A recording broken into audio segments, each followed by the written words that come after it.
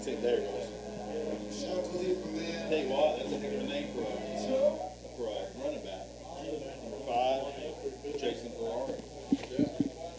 Ferrari, Chase York, another good name. Running back, he's number 32.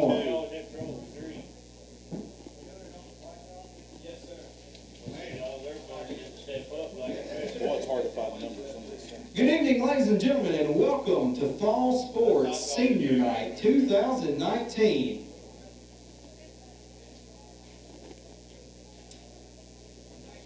The first group of seniors we'd like to introduce you to tonight are your 2019 senior football players. Your first senior football player is Mr. Wyatt Bailey. Wyatt is the son of Dennis and Anna Bailey. He has been a Hornet football player for 2 years. His future plans are to attend college for a bachelor's degree.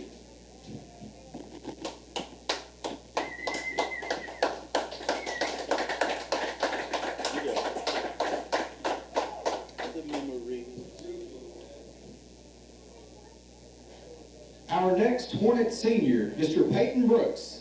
Peyton is the son of Mindy and Ricky Brooks. He has been a member of the football team for 4 years. His future plans are to attend the Army.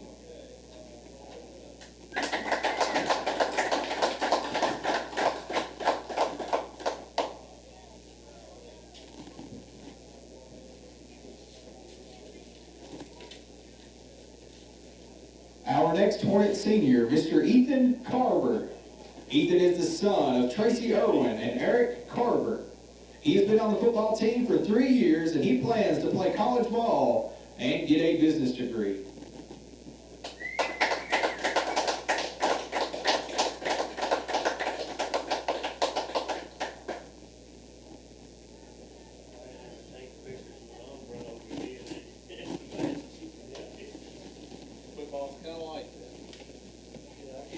Our last Hornet football senior, Mr. Ethan Gardner, is the son of Kim Gardner.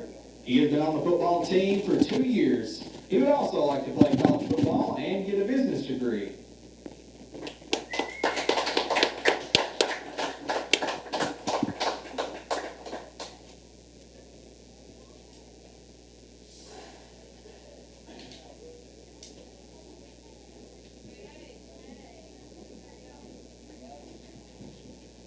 The next group of senior Hornets we'd like to introduce you to tonight are our band seniors. First, Alec Baker is the son of Todd and Robin Baker. He has been in marching band for 6 years. He plans to attend Trans-State Airlines to become a M&P mechanic.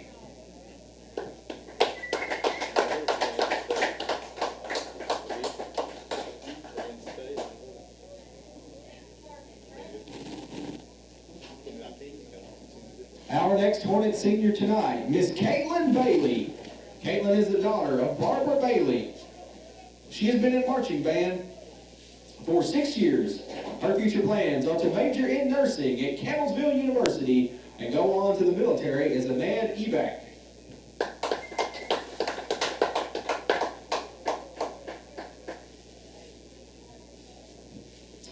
Tyler Bray, our next Hornet senior, is the son of Melissa Fields and T.J. Bray.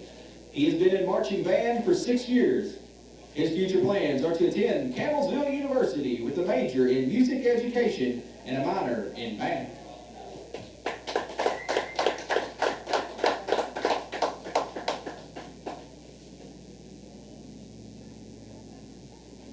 Our next Hornet senior, Mr. Justin Bryant, is the son of Todd Bryant. He has been in marching band for 6 years. His future plans are to attend Western Kentucky University and work with special needs kids with behavioral issues.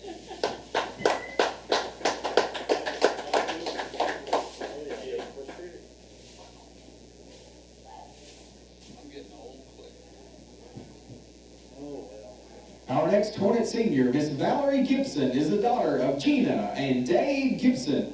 She has been in marching band for 5 years. Her future plans are to major in biology.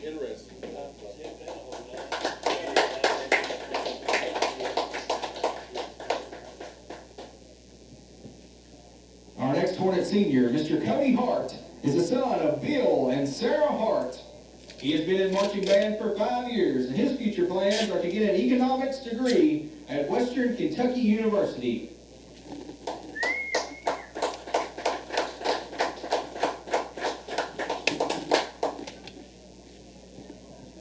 Matthew Sherman is our next Hornet senior, and he is the son of Royal E. Sherman II. He has been in band for 7 years. His future plans are to get a degree in mechanical engineering.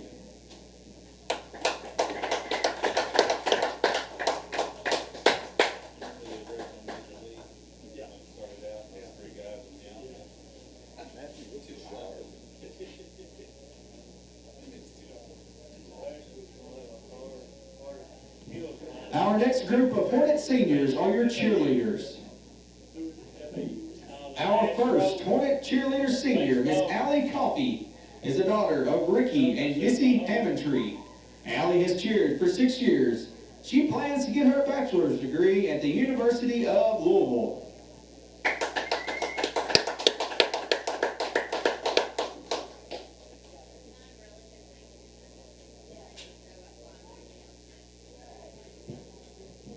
Our next Hornet cheerleader senior, Tessa Furlong, is the daughter of Angie White and the granddaughter of Mike White. She has cheered for 10 years. After graduation, Tessa plans to attend Sky CTC.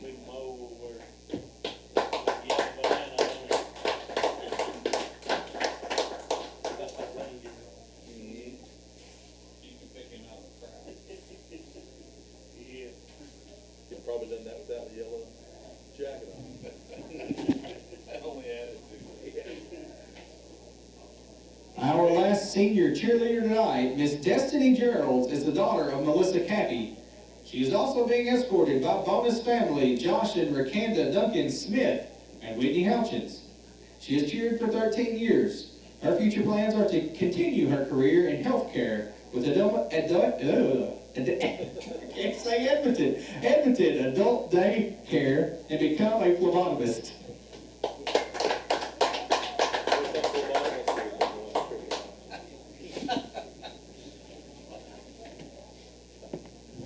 Our next senior hails from the cross-country team.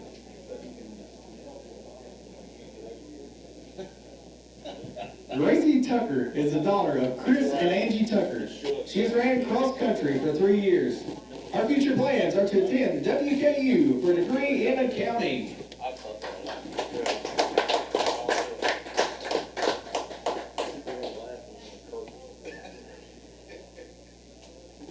Our next group of seniors are from the golf team. First, Mr. Sheldon Compton is the son of Stevie and Valerie Compton. He has been on the golf team for 5 years.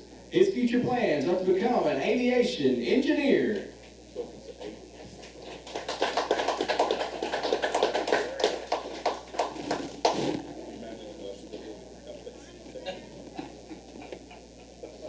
Our next Hornet senior tonight, Mr. Parker Eisenberg, is the son of Chris Eisenberg and Stacy Eisenberg. He has been on the golf team for 5 years. He plans to attend Lindsey Wilson College.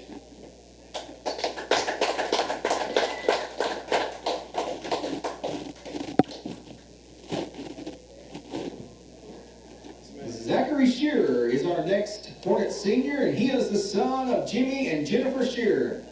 He has also been on the golf team for 5 years, and he plans to become a software developer.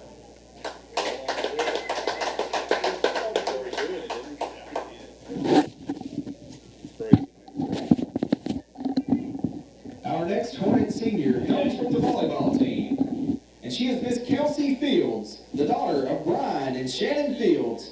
She has played volleyball for 5 years. She plans to attend WKU to become a PTA.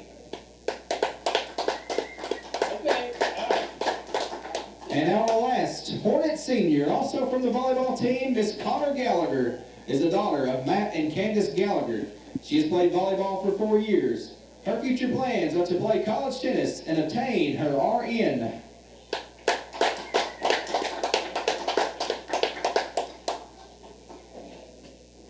We'd like to say thank you to all of our Hornet seniors and their parents and family members.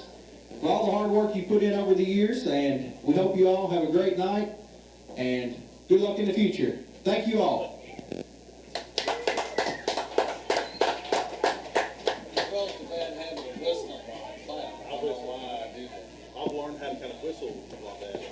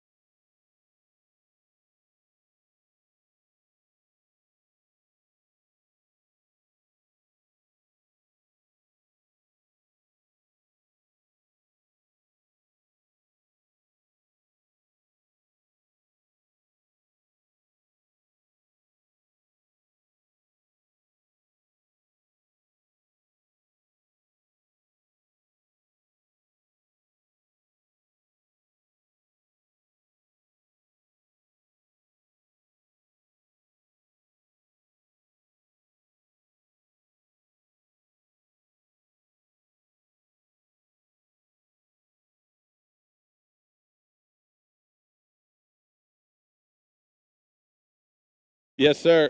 All right, here you go.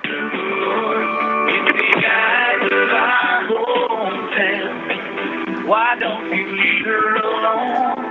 It's been a long day. WHSS Edmonton. The following is a 99.1 sports presentation.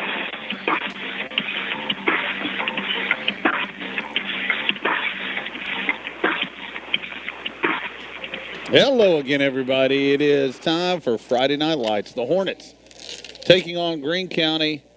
Big district football game. Coach Jay Hurt with you, and as always with me, the main man, the Stock Tony. How you doing? Doing great. I tell you what, we have probably the catbird seat, as would be called, because we are dry. If you're in the crowd, you may not be. Rain is coming down. It's not the hard rain we might have expected yet. We hope we don't see that. But right now, doing just great. By the way, you're listening to that Printing Press pregame show. I want to thank them and all our sponsors. We're about 12 minutes away from the start of action here tonight. An intriguing contest. Number one, Metcalfe County, Greene County. Throw out all the records. Throw out whatever's happened before. Of all the rivalries that I've come to love here at Metcalfe County, this is the one that I think draws the most passion from both fan bases. This is an exciting one. I don't care if everybody's 0-8, 8-0, what have you. Tonight, extra special for a number of reasons. One, senior night, and so we've honored our seniors. I know Coach LJ is going to talk about that with you in the interview that you taped. Number two, let's be as simple as we can. Whoever wins this game is in the playoffs. Whoever does not win this game is not. Yeah, that's the bottom line. It's win or go home. You hear that a lot, but this is truly how it is. We will have a game next week regardless, but if you want to play 2 weeks from tonight in the playoffs, you've got to win this game here tonight. There is no other way, because if Greene County wins, both teams would have one win, but with all the convoluted math, Greene County would come out on top going into the playoffs. So you've got to win this game here tonight. Some other action going on. Edmonson County and Clinton County playing for, again, as Coach LJ will explain, one of those top 2 or 3 seeds. Could be the one all the way down to the 3 for those teams. Clinton County with a loss and a Metcalfe County win could end up in different places as well. But I won't ruin all that. That's just a quick tease of what Coach LJ is going to talk about, right?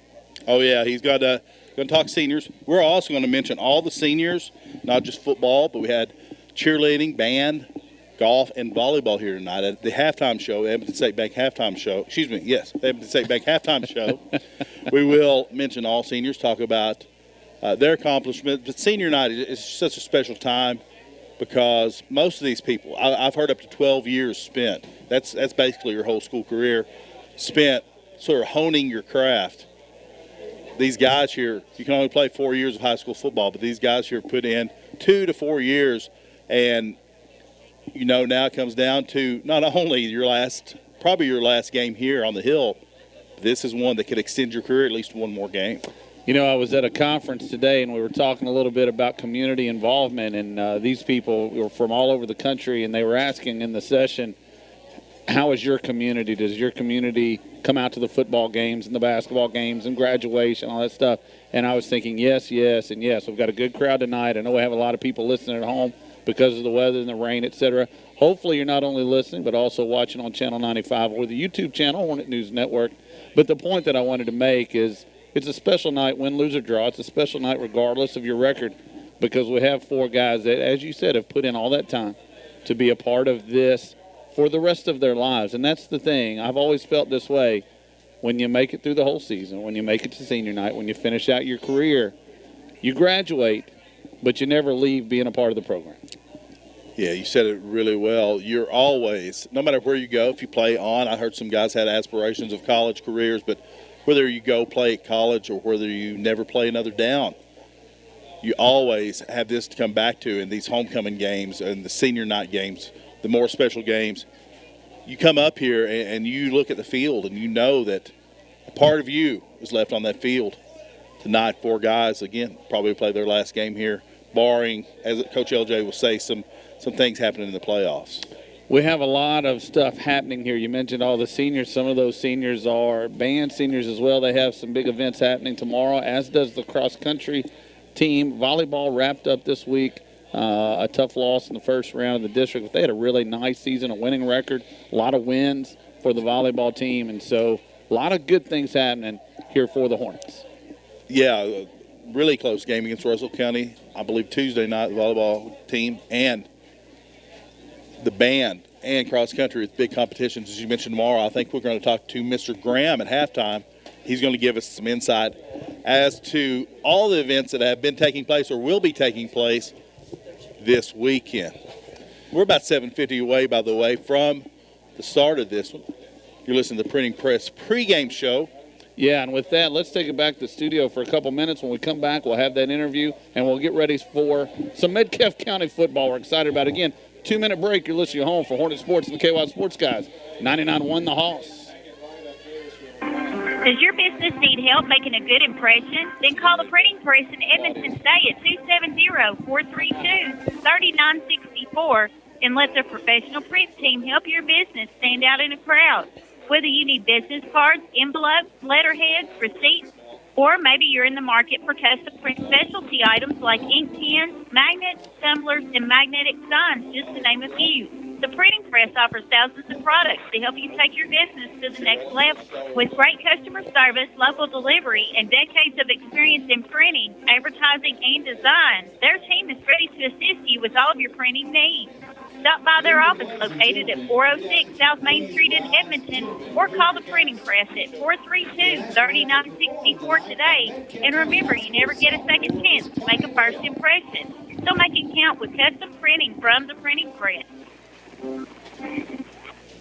Hey, Stock Tony, what do you think of when you think of the Lighthouse Restaurant? Coach, I think of great food, great service, great atmosphere, and, of course, family. Country hen, catfish, chicken. Stock Tony, you read my mind. Coach, I think you're thinking what I'm thinking. Family style at the Lighthouse? Natural. I'll drive. The Lighthouse Restaurant in the heart of Sufferwell. Thursdays 10 to 8, Friday and Saturdays 10 to 8:30. Peace of mind. We all want it. Whether it's about our future or our health, it's nice to know you are covered if you need it. At Glass & Thompson Insurance Agency, Mark Linkus and his staff specialize in peace of mind. As an independent agency, Glass & Thompson can get you the best price on auto, home, life, farm, boat, or business and commercial insurance. Give them a call at 270-432-3491 or go by their office in Edmonton. Glass & Thompson Insurance Agency, providing you with peace of mind. Check out Ma's Deli at 3800 Greensburg Road, just out of Edmonton for great food and a friendly staff. Open Monday through Saturday from 5 to 8 and on Sundays from 6 to 3. Serving daily specials and soft-serve ice cream. Tuesday is Manhattan Day, Thursday is Taco Salad Day, and Friday is Catfish Day. On Saturdays, they have barbecue, has chickens, shoulder, and shredded pork. Order other great items on the menu as well. Ma's Deli, a family-style restaurant where breakfast is served all day. You can reach Ma's Deli at 270-432-3354. Gary Murphy of Murphy's Electrical Contracting has got you covered for all of your electrical needs. He's fully licensed and insured. He gives free estimates. You can guarantee when you call Gary at 270-590-3834, you'll be getting professional service. And remember, if those wires are looking scary, call Gary. Serving Hart and surrounding counties, 270-590-3834. That's Murphy's Electrical Contracting. 99.1 Sports. Go, Hornets! Welcome back, everybody. Claudia Bell did a great rendition of the national anthem. Right now, we're going to turn it over to Stock Tony and Coach L.J. Harbison for the pregame interview. Edwards, line judge Jack Wright. Here with Coach L.J. Harbison. Coach, big game tonight. You start out, all summer long practicing. Start out in August with these games. Can't believe it's already almost November. The season's coming to a rapid close, but it all comes down to tonight, really. Oh, yeah, for sure, and the fellas know that, and we know that. We got to win to, pick our destiny, whether we go to the playoffs or not. If we get beat, there's still a chance we could go because it comes down to some computer rankings at that point. But our fate's in our hands, and the boys know that. We've been preaching that all week, so hopefully we can come out and take care of business, and we won't have to worry about any scenarios. We'll be going to have a rematch with either Monroe, Edmonton, or Clinton County. So really, everything up in the air right now, but one thing you do know, If you win tonight, you're in. For sure, and we'll be probably the 3rd or 4th seed going to rematch one of the either Monroe County or the winner of the Edmondson-Clinton County game. And will that be decided after tonight, no matter with all the seeding? Yes. All that'll be decided tonight. If we win, we'll be the 3rd or the 4th seed, depending on the Clinton County Edmondson game, which they play at Clinton County tonight as well. So our district will be set after tonight's game. If we lose, it won't be set until after week 10, and that's because of the computer rankings. It goes by how many wins and losses everybody has. So we're hoping that it don't come down to that, because we sure do not want to leave it up to the computer ranking. Yeah, that's for sure, Coach. Obviously, with this kind of game, don't know about the weather. Yeah, this is midday that we're doing this interview, but it's kind of starting to sprinkle out there right now. Forecasts, different models say different things, but there could be a pretty substantial run.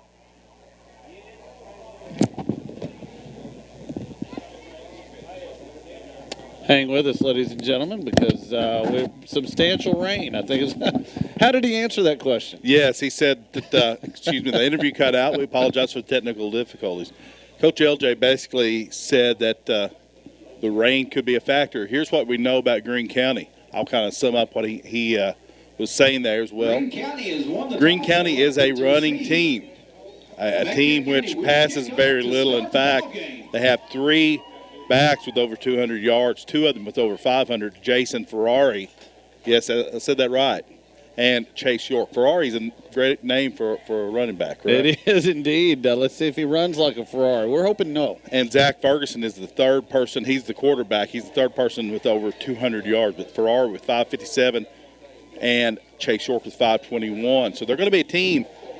They're probably wanting more rain. The more rain for them, the better, because they're wanting to keep the ball out of the air and on the ground. The Hornets, you're looking at a team that wants to pass the ball more. So we would like to see this rain kind of keep the status quo or even less. Right now, look up at the lights, it looks like it's pouring, but really on the field, not that much rain when you get it down to ground level. The other thing we really didn't get a great chance to hear on the interview was Coach LJ talking about his seniors. And again, we have 4 seniors on the squad this year. Number 22, Wyatt Bailey, who's done just a ton of things for this team. He'll be kicking off tonight. Number 31, Ethan Gardner. Number 54, Peyton Brooks.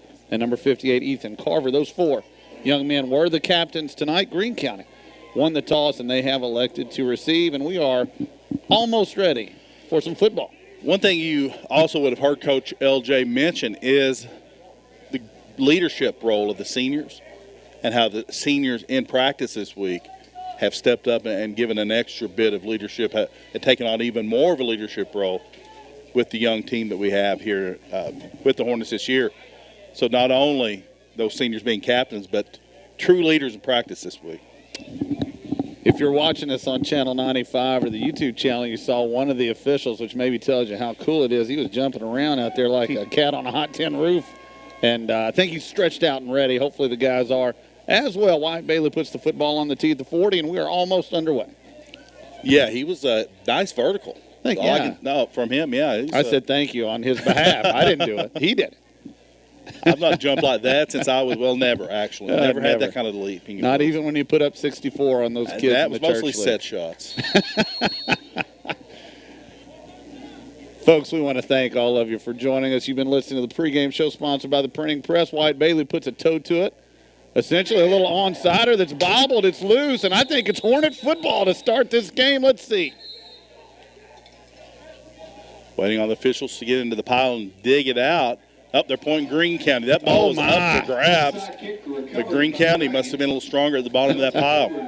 My apologies to the people at home. There were 4 maroon shirts around it. Everybody was pointing in our direction. Felt like it was going to be ours, but it didn't go that way. And again, the sloppy conditions, the rain, etc. That's gonna be a big factor here tonight, keeping control of the ball. We've seen the Hornets and Wyatt Bailey go with that onside kick. That one skidded into the Greene County player quicker than he expected it. Greene County coming out in wishbone here. I think you're going to like this set, Coach. 1st and 10 from their own 46.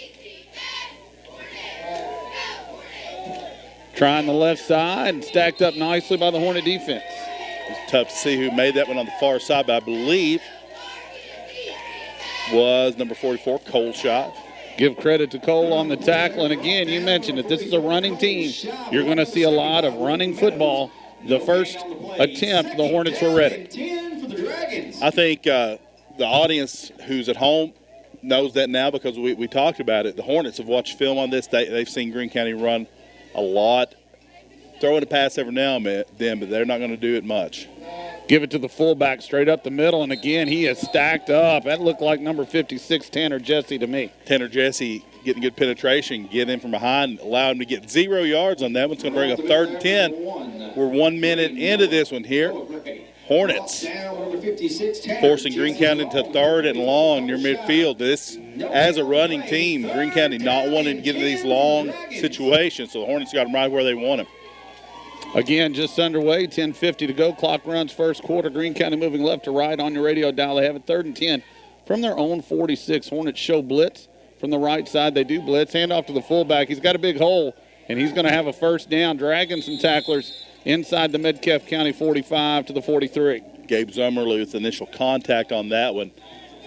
Watch a little film on Greene County today, and what I saw was what we just saw there. The counter, pull, the tackle, and the guard from the offside, handed to the guy on that offside as well. He gets a good head of steam and had a big hole there. 1st and 10, Greene County. The football again at the 43 in Metcalfe County territory. This time they go to essentially a pistol formation. Still going to keep the ball on the ground. Ferrari trying the left side. Nowhere to go there. Stacked up back at the 45. Luke Meadows getting in on that tackle. Same play to the other side. The Hornets dealt that one a lot better. Going to bring up 2nd and 12. Tackle for loss on that one for Meadows. We're at 9:55 to go. No score here in the first quarter. Greene County with it on the Hornets' 45-yard line with 2nd and 12. Interesting. They have run 4 plays. 3 of the 4 we've stacked up for either a loss or no gain. Essentially, the one big play got us. Let's see if we can get another one here. Handoff, Ferrari, left side, has a hole this time, a big hole. He's down the sideline, past the 30. Cuts back and stays inbounds. He's close to the 20. It'll be a first down for Greene County. Ferrari showing that agility on that play. I believe that was Wyatt Bailey and Cole Shiven on that tackle. On the far side, Greene County picking up the first down. Once again, just big chunk plays on these runs here for Greene County. Ferrari nimble through there, making some nice cuts, picking up the first down. 9:24 clock runs, first quarter. Greene County nears the red zone. It'll be 1st and 10 at the Metcalfe County 22. Again, pistol formation, but plenty of backs back in the backfield. The quarterback keeps it straight up the middle, has a nice hole again. He's spun down, but not until he gains at least 5, maybe 6. Tackle's going to be made by Gabe Zummerly there as we go into the 9-minute mark. Greene County on the drop. About 5-yard gain for Ferguson on that one, the sophomore quarterback. It's interesting, too, Tony, with the running team. The clock just chips away. We're already at the 8:45 mark. The clock is run continuously. With this weather and Greene County's propensity for running, you would expect this game to move rather quickly, barring something that stalls the game out for a while. Greene County, you mentioned their set. They line up in sort of pro set pistol and oftentimes have a wing back as well. Quarterback under center, straight wishbone this time. Handoff, big hole again on the left side. Flag flies, though. This one's going to come back. Looks like a hold. Going to be a hold there in the middle of the field. The umpire picked that one up. Run the play brought down by number 12, Tyler Neal. There's a flag. Tyler Neal made that tackle, but that one will be brought back. It'll be 10 yards from the spot of that foul. Should bring it back and make it about, let's say, 2nd and 15 with 8:29 to go here in the first quarter. No score yet. Rain continues to lightly mist. We say that. I'm sure if you're out in the crowd listening, you don't quite think of it as light as we do. Not so light, huh? So it'll be 2nd down and about 14 yards to go. The football just outside the Metcalfe County 26. Greene County has it. No score. First drive of the game. Handoff. Right side. Big hole again. Gabe Zummerly hits him, but not until he's around the 17. Our end crashed down there. Play went right to it. Really good play call against that defense. Going to pick up 10. Going to bring up 3rd and 5. For the Greene County Dragons. 8 minutes to go here in the first. Have not seen a pass yet. Did not expect to see a pass yet, but they've shown the capability Greene County has of picking up big yards without having to throw the football. Nimbleness in the backfield and then a little power as well. Pistol formation, handoff, no. The quarterback keeps it, but he can't get anywhere either, and it's going to be 4th down. He loses a yard or two. Quarterback sack. Let's give Tanner Jesse credit for that quarterback sack coming around, Hunter Fox. picking up and Also got one on the play. dispatching Ferguson and Greene County. It's going to get themselves a timeout on that one. With that, let's send it back to the station for a quick 30-second break. Here on your home for the Hornets and the KY Sports Guys, 99-1, the Hoss.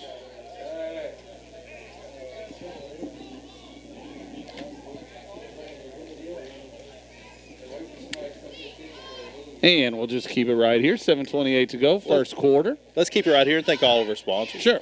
The Lighthouse Restaurant, Glass & Thompson Insurance, Edmonton State Bank, Ralphie's Fun Center, SCRTC, The Printing Press, Metcalfe Drugs, Ma's Deli, Pappy's, Murphy's Electrical, and Bob's Tire, and more. I want to thank all of our fine sponsors. Thanks to Printing Press for the pregame show. Quick advertising mention. Basketball's coming up. Football still has plenty of life left in it. You still have time, business owners, to get on board and advertise here on 99.1 The Hoss with Hornet Sports. Plenty of fine packages from which to pick, by the way. Just let us know or go up and talk to Marcy or Bobby or anyone at the station. They'll let you, or Vicky. They'll hook you up. After the timeout, Greene County has it in the red zone at the 18-yard line. 7:28 to go, 4th and 6. Again, pistol formation. Rolling to the right. They're going to throw this one, and it is incomplete. No problem there. Turnover on downs. The Hornets get a big stop. That's been a hallmark and a trademark for the Hornet defense, getting backed up and not giving totally and getting that 4th down turnover on their own 19-yard line. Now the Hornets are going to take over with 7:23 to go. No score here in the first. That's a big stop for our guys. Gave up a couple of gash plays from the Greene County running game, but then put them in a passing situation. And I mean this with no disrespect to our Greene County kids out here, but you can see why they keep it on the ground. Yeah, you got to wonder if you in that situation, maybe with 6, you might just run it still.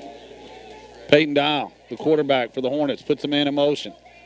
Low snap, and he just has to fall on it. He's back at the 5-yard line. That's a tough way to start this drive.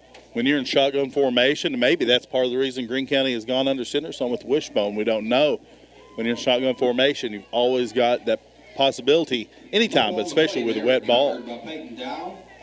They're going to mark it at the 6, by the way. Yeah, it's going to be a big loss. It's going to put the Hornets deep in their own territory as we go under the 7-minute mark, 2nd and 23.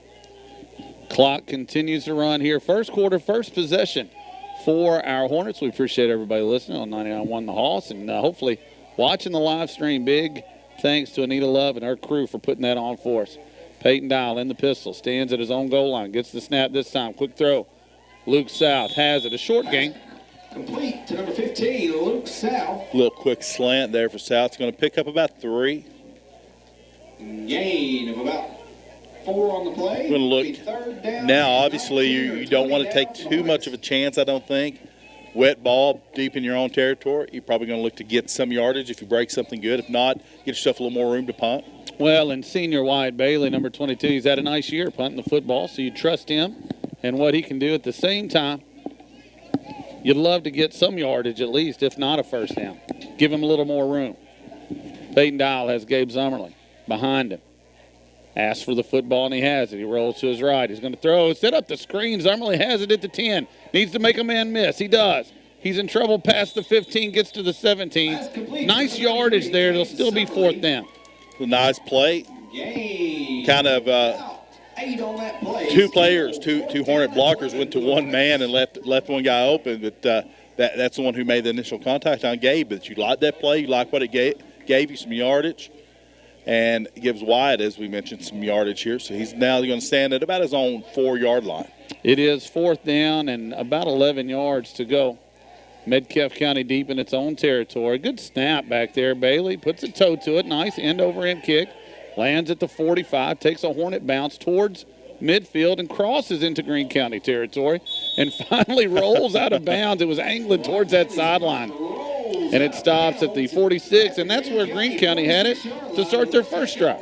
Give Wyatt Bailey a lot of credit there for flipping the field from his own 4-yard line and gets that ball. It bounced about between the 45 and 50 of Metcalfe, then bounced again and then rolled, literally skirted the sideline, rolled right down it like an egg rolling down the sidewalk.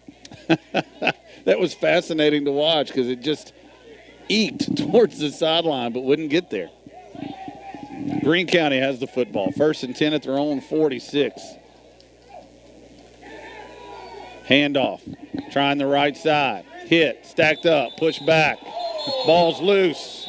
But they're going to rule that he was down. It'll be 2nd and 10. That one also looked like a big hold in there. It was not called. But a swarm of Hornets on that one, making that play. Ball did come loose. Officials quickly get in there. But that ball security is going to be huge here tonight, Coach. That wet ball, that slick ball. Both teams know it. So you think both teams are going to have a little added incentive to get in there and poke at the ball as well. Again, straight wishbone from the Dragons. Quarterback under center. Handoff, fullback, tries the left side, nothing doing. Good tackle there from the end. That is, again, Luke Meadows. Getting his name called a lot tonight. Number 70, Hunter Fox. No gain on the play. Hunter Fox also being given some credit for that one, but I think it may have been Luke Meadows. It's a little hard to see those numbers when they get all squished up there, Coach. That has been our Achilles heel this entire year. 3rd down, 10 yards to go, 2 running plays. Nothing doing for the Dragons. Passing down again. Let's see if they stay on the ground. Little option play. Quarterback keeps it. We got a flag flying, probably a hold, but it doesn't matter. Cole Shive stacks up the quarterback, and it'll be 4th down. Cole Shive's going to get credit for that tackle. I would think we'll decline that penalty. We'll see. No gain. There is a flag on the field. The gain's going to be about 3 or 3.5. We'll see what the Hornets choose to do.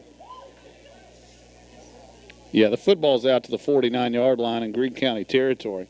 It'll be 4th down. I can't imagine that they will accept the penalty. Going to decline it as we conjectured, and the punt team for Greene County is going to come on with 3:42 here to go in the first. Still no score. Hornets looking to get this ball back. Did watch the game today, the Monroe County game. I watched some of that one, and Greene County's first punt to Monroe County Falcons came free and blocked it. So the Hornets have seen that one as well. See if any pressure gets put on. Snap is back. A slow delivery and a low kick lands at the 26. There's nobody back there to catch it, though. And it's going to roll all the way inside the 15, and that's where it will be touched down. And it'll be 1st and 10 for the Hornets at their own 15. 3:31 to go here in the first. No score. Hornets coming back with their second possession. Let's take it back to the station for a quick 30 here on your home for the Hornets. KY Sports Guys, 99.1, the Hoss. Make yourself at home. ESB provides a variety of options for a new home or refinancing. If you've ever thought about purchasing a new home or refinancing your current mortgage, now's the time. Rates are still at a historic low, and our team of mortgage lenders is here to create the home loan that's right for you. With loan officers throughout South Central Kentucky, we're close to wherever you want to call home. ESB has been locally owned for over 120 years. ESB, an equal housing lender. 99.1 Sports. Welcome back, ladies and gentlemen. The first play has been run here. 1 yard gain on a little forward pitch for the Hornets. Going to bring up 2nd and 9. We're near the 3-minute mark here in the first quarter. Still no score. Hornets with the ball for the second time tonight. Hey, the officials, they're getting wet too, man. They don't want to stay out there longer than they have to. That was a quick startup. Do we have 15-second commercials back there, Chad? Just run half a commercial next time. Dial. Handoff. Zummerly. Right side. Stutter steps and comes back to us. But he's knocked down after a short gain. It's going to bring up about 3rd and 5 here for the Hornets. Gabe trying to get to the corner. Just couldn't get to it. Still nice little game. Brings up a manageable 3rd down on this wet night. They do spot him just short of the 20-yard line. 2:25 to go in this first quarter. No score if you're just joining us, and we do appreciate it very much. As you said, a light rain, not really a mist, more than that, falling here in Edmonton. Dial looks for the football, sends a man in motion. That's Bly, rolls that way to his left, tosses it out there, but a little too high. He wanted Wyatt Bly out there, didn't get him. It'll be fourth down. That was a tough pass and tough one to complete because he had Dial rolling out on the move, Bly on the move going away from him, and he had to get it over a linebacker who was pretty good coverage on Wyatt Bly, all things considered. So scoring up, as you mentioned, 4th and 5 with 2:06 to go here in the first. Hornets going to punt it back to Greene County. Fascinating. Each team has had 2 possessions, and each possession has started and ended in about the same vicinity. Bailey has the football. Another nice snap back there. Puts the toe to it. Good kick. Spiraling and hits and takes a big bounce in favor of the Hornets. It landed about the 45 and ends up near the 30. And, in fact, it will be picked up by Devin Alderson at the 32-yard line. Wow, right now it's a battle of field position. And so often it comes down to that in these kind of games. And right now Wyatt Bailey really changes the field position for the Hornets.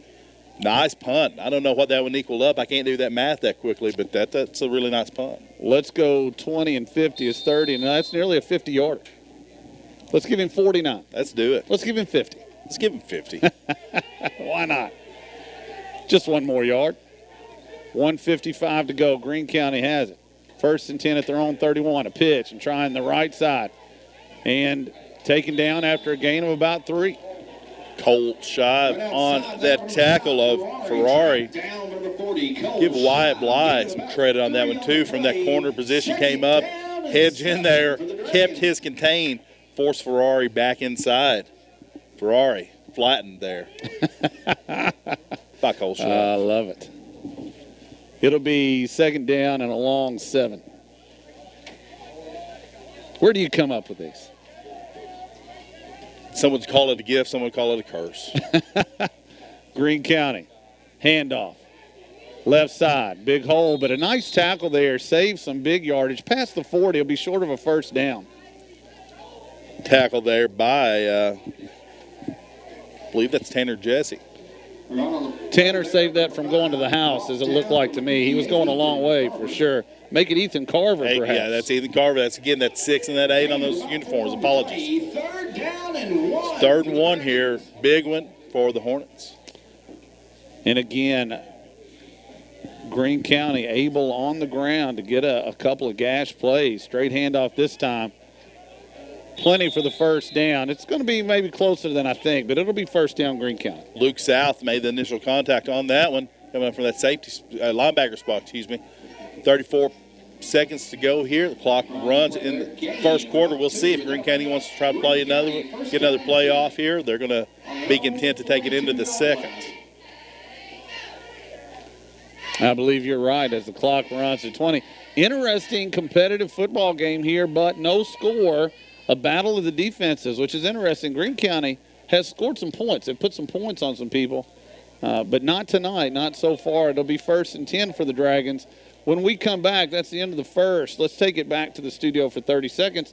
You're listening home for Hornet Sports and the KY Sports Guys, 99.1 The Hoss.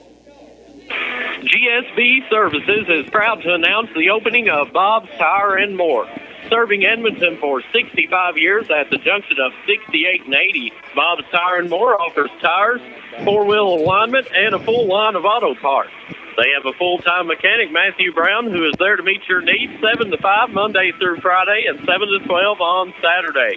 Call 270-432-2491. Once again, that's 270-432-2491.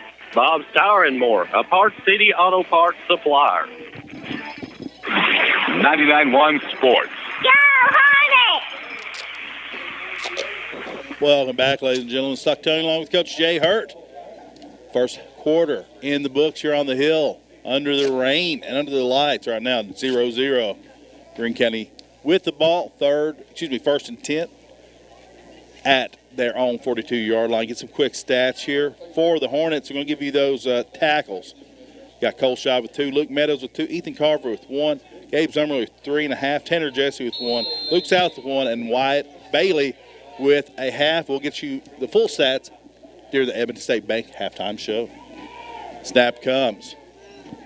Quarterback Ferguson on the run, brought down. by Gabe Zummerly after a gain of about 5. Second down and 5 for the Dragons. Coach, we've seen some of the shifty moves of Ferrari and Ferguson. They got that lateral sort of quickness, the jump ability, the side to side. Indeed, shifty, tough to tackle. They've been able again. It's been a mixed bag. It's been feast or famine really for Greene County. There haven't been too many 2 or 3 yard gains. It's been nothing or 5, 6, 7, 10. Really interesting formation right here. We got sort of a super power eye to one side. Going that way is the quarterback looking for room. He is hit hard for no gain.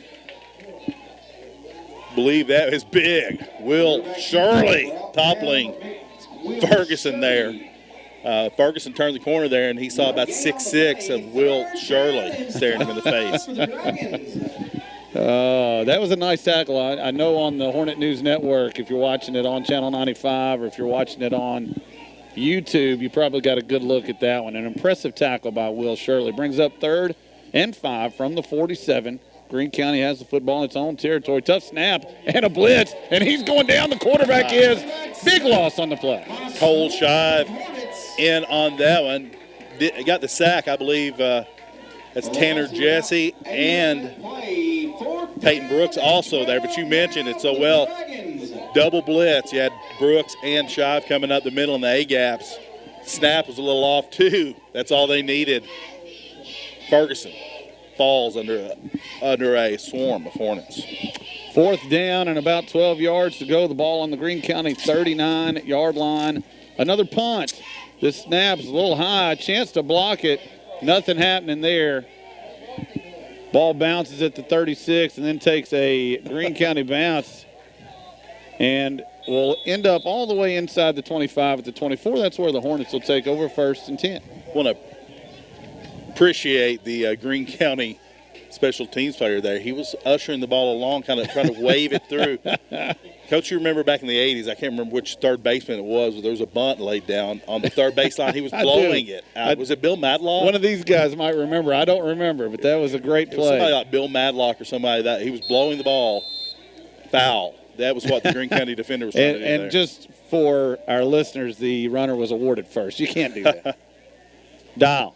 Handoff. Zummerly trying the middle. Gets a little bit. Nice forward lean. Gain of about 2, maybe 3. Gabe right now just not getting that one hole. We know when he gets it, give him a little space and he can get going. Just not able to reach that second level quite yet. Again, your score, 0-0 in a defensive struggle here in the rain.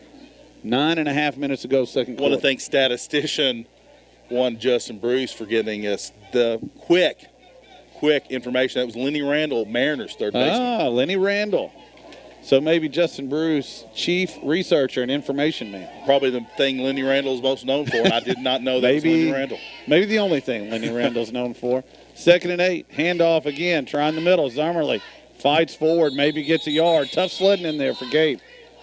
It really is right now. The Greene County defensive line doing a good job fighting off blocks.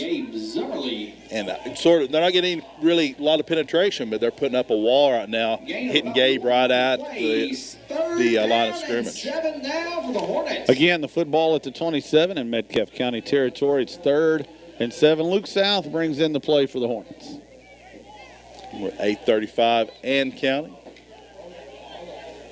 Again, big thank you to all the people that are listening, that are watching and listening. We appreciate all the people that are helping us put this on. 2 receivers in both directions. Dial sends one of them in motion. That's South. Then he rolls towards the motion man to the right. Flag flies, so this one's coming back regardless. Good effort out there by Sawyer Edmonds, but the pass is incomplete. That hold's going to be declined, one would think. Sawyer making a diving attempt to keep his feet in bounds as well. But the ball kind of went sliding across on the out of bounds. It's all for naught. Even if he'd made it, it would have made a nice highlight, though. Holding against the Hornets, that penalty was declined. Greene County does decline the penalty. Brings up 4th and 7, and so Wyatt Bailey getting quite a bit of action here as the punter. But slowly, the field position turning. He's been averaging about 40 yards on first 2 punts. That last one, 50 yards. Let's see what he can do right here. Bailey has the football, puts a toe to it. This one angles to the right side and heads out of bounds. It won't quite make midfield.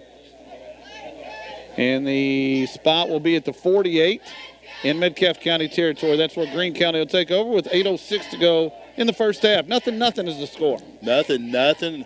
Rainy night here in Metcalfe County. Rainy night across the Commonwealth. Did see the news reporting that most teams will be playing. I think the Cats will be playing in their second deluge possibly tomorrow as well up in Lexington. Greene County comes back onto the field, and again, we have a defensive struggle here. It's been entertaining, and it's been interesting. Both defenses doing the job. Greene County has it in Metcalfe County territory at the 48. Looking to throw, throwing it up to the heavens, and this one is incomplete. Thought maybe our guys might have a chance to break on it. Looks like Tyler Neal defended that play. Yeah, he was there. The ball hung up, and then I think blew a little bit. I think Tyler was camped under it and sort of blew out of his reach. He got a hand on it, but couldn't quite bring it in. 2nd and 10, Greene County has the football again at the Metcalfe County 48-yard line. 8:01 to go in the second quarter in this scoreless Titanic struggle, as the legendary Marty Brenneman might say. Snap is back, handoff, trying the right side, spinning, moving, but then spun backwards. What a play right there. I don't know if that was Cole Shive. I think it was. Yeah, Cole Shive did the spinning, and then Hunter Fox got in there to slow him down some more. Got 1 yard. That looked like it had a chance to break before Shive got a hand in, slow the runner. Big 3rd and 9 here. Defense playing strong right now. 4-man front for the Hornets. And the Greene County coaching staff has scouted, obviously, and the Achilles heel for us just pops back up again. Yeah, it's the encroachment or offensive. I think that literally was encroachment, not offsides. It's going to be 5 yards, but you're talking about happened 2 or 3 times last week in Monroe. It happened in the Clinton County game. The Hornets just a little too anxious that time. The blitz, Greene County patient and set that one up, and it drew them 5 free yards. Brings up a 3rd and 4 now from the 42. This time they do snap and hand it off. It's Ferrari. Flag flies. This one's probably coming back. Ferrari has the yardage for a first down, but again, flag on the field. A little below the waist block on that one. There's a good run there by the Dragons. You can hear the official. I tell you, I give the official credit for his lung capacity. You can hear him all the way up here with a block before the waist, and we've got headphones on. Reminds me of that Necessary Roughness where he calls jiu-jitsu block against, do you remember that? Kathy Ireland and Texas State. But that was much needed for the Hornets, as it's going to bring up 3rd and 12. And what it probably does is keeps Greene County from going for it without a big gain here if they don't get this first down.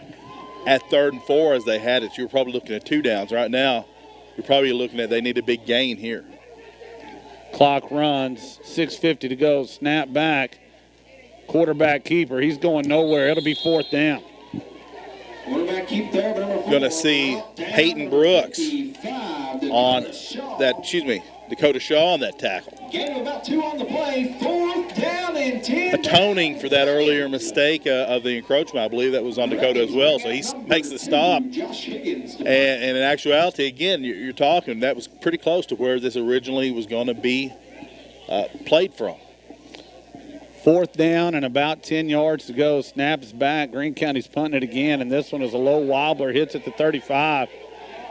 And we watch it roll inside the 30. Again, it's almost like there's a magnet pulling it towards this sideline. The ball stops at the 27, and it will be 1st and 10 for the Hornets. Maybe there's some tilt of the earth right now on this axis. We are a little past the autumnal solstice. Or the autumnal equinox, excuse me. Thank you, sir. The weatherman in you coming out. I'm a meteorologist, man. I think that's twice you said that tonight. Love being a meteorologist. 6:09 to go, second quarter. Scoreless here, Hornets and Dragons. Metcalfe County has the football at their own 27. Dial has Zummerly to his right. He stands in the pistol at about his own 22. Hands it off. Zummerly with a little bit of room this time. Spins. Gets some yak, but then the ball is loose. It's a fumble, and Greene County's going to have it at the 36. First real break either team's caught here tonight. You mentioned the yards after contact, but Gabe getting hit, ball slipping out of his hands, and Greene County got to take over now deep in Hornet territory at the 36-yard line. 6:02 to go in the second quarter. We've seen the Hornets with their backs against the wall in many games this year. Saw them once already in this game. Hornet defense is going to have to do it again, as we've seen them do it so often. Greene County's offense back on the field. 6:02. Gabe was making some headway there. And again, a wet and rainy night. Greene County snaps the football, hands it off, trying the right side. Thought he was going to get stacked up, but then made a big move, broke some tackles. And Greene County, first play after the turnover, is going to take it to the house, a 36-yard touchdown. That's Gray on that one. Got a Hornet, a little shaken up. That's Ethan Gardner, but he's up now under his own power. And 5:52 to go. Greene County takes the 6-0 lead, looking to make it 8-0. We're going to try for 2 here. You know, one of the Achilles heels of the Hornets this year has been sort of getting down after a mistake or after a negative play. And right there, it just came back to bite us again. Sure did. We had a shot at him in the backfield, really defended it well. But once he broke those original tackles, he was off and running. And it's 6-0 Greene County. And looks like, you're right, they will go for 2. Pistol formation, but they have the 2 backs, 1 on each side. Snap is back, looking to throw. Over the middle. Had a man, but a little low and a little wide. 2-point conversion is no good. 5:52 to go here in the second quarter. Greene County is taking the 6-0 lead over your Hornets. Hornets get the ball back when we return after this 30-second break here on your home for the Hornets. The KY Sports Guys, 99.1, the Hoss. It's finally football time again. Your favorite team has been practicing, and they're ready. SCRTC is ready, too. They're rolling out some new plays this season with package bundles for fiber customers. And the sequence out, SCRTC now has packages with and without phone. No one can score more points than SCRTC with fast and reliable internet speeds up to 1 gig. SCRTC has been strong for over 65 years, and they're still your home team. So score big and call SCRTC for package bundles, including really fast internet with and without phone. 99.1 Sports. Go Hornets! Welcome back, everybody. 5:52 to go in the second quarter. Greene County gets on the board first. A 36-yard rumble to the house. Noah Gray takes it in. 6-0. Dragons lead your Hornets. And teeing it up on the 40, right to left is where they'll kick it. And the Hornets have 1 deep man standing at the 15. That's usually Ethan Gardner. Looks like Ethan now, he was the one who came up a little with a little injury, but it looks like he's back out there. Now, we've seen Greene County, when I watched some film on them, they did not kick the ball very deep either.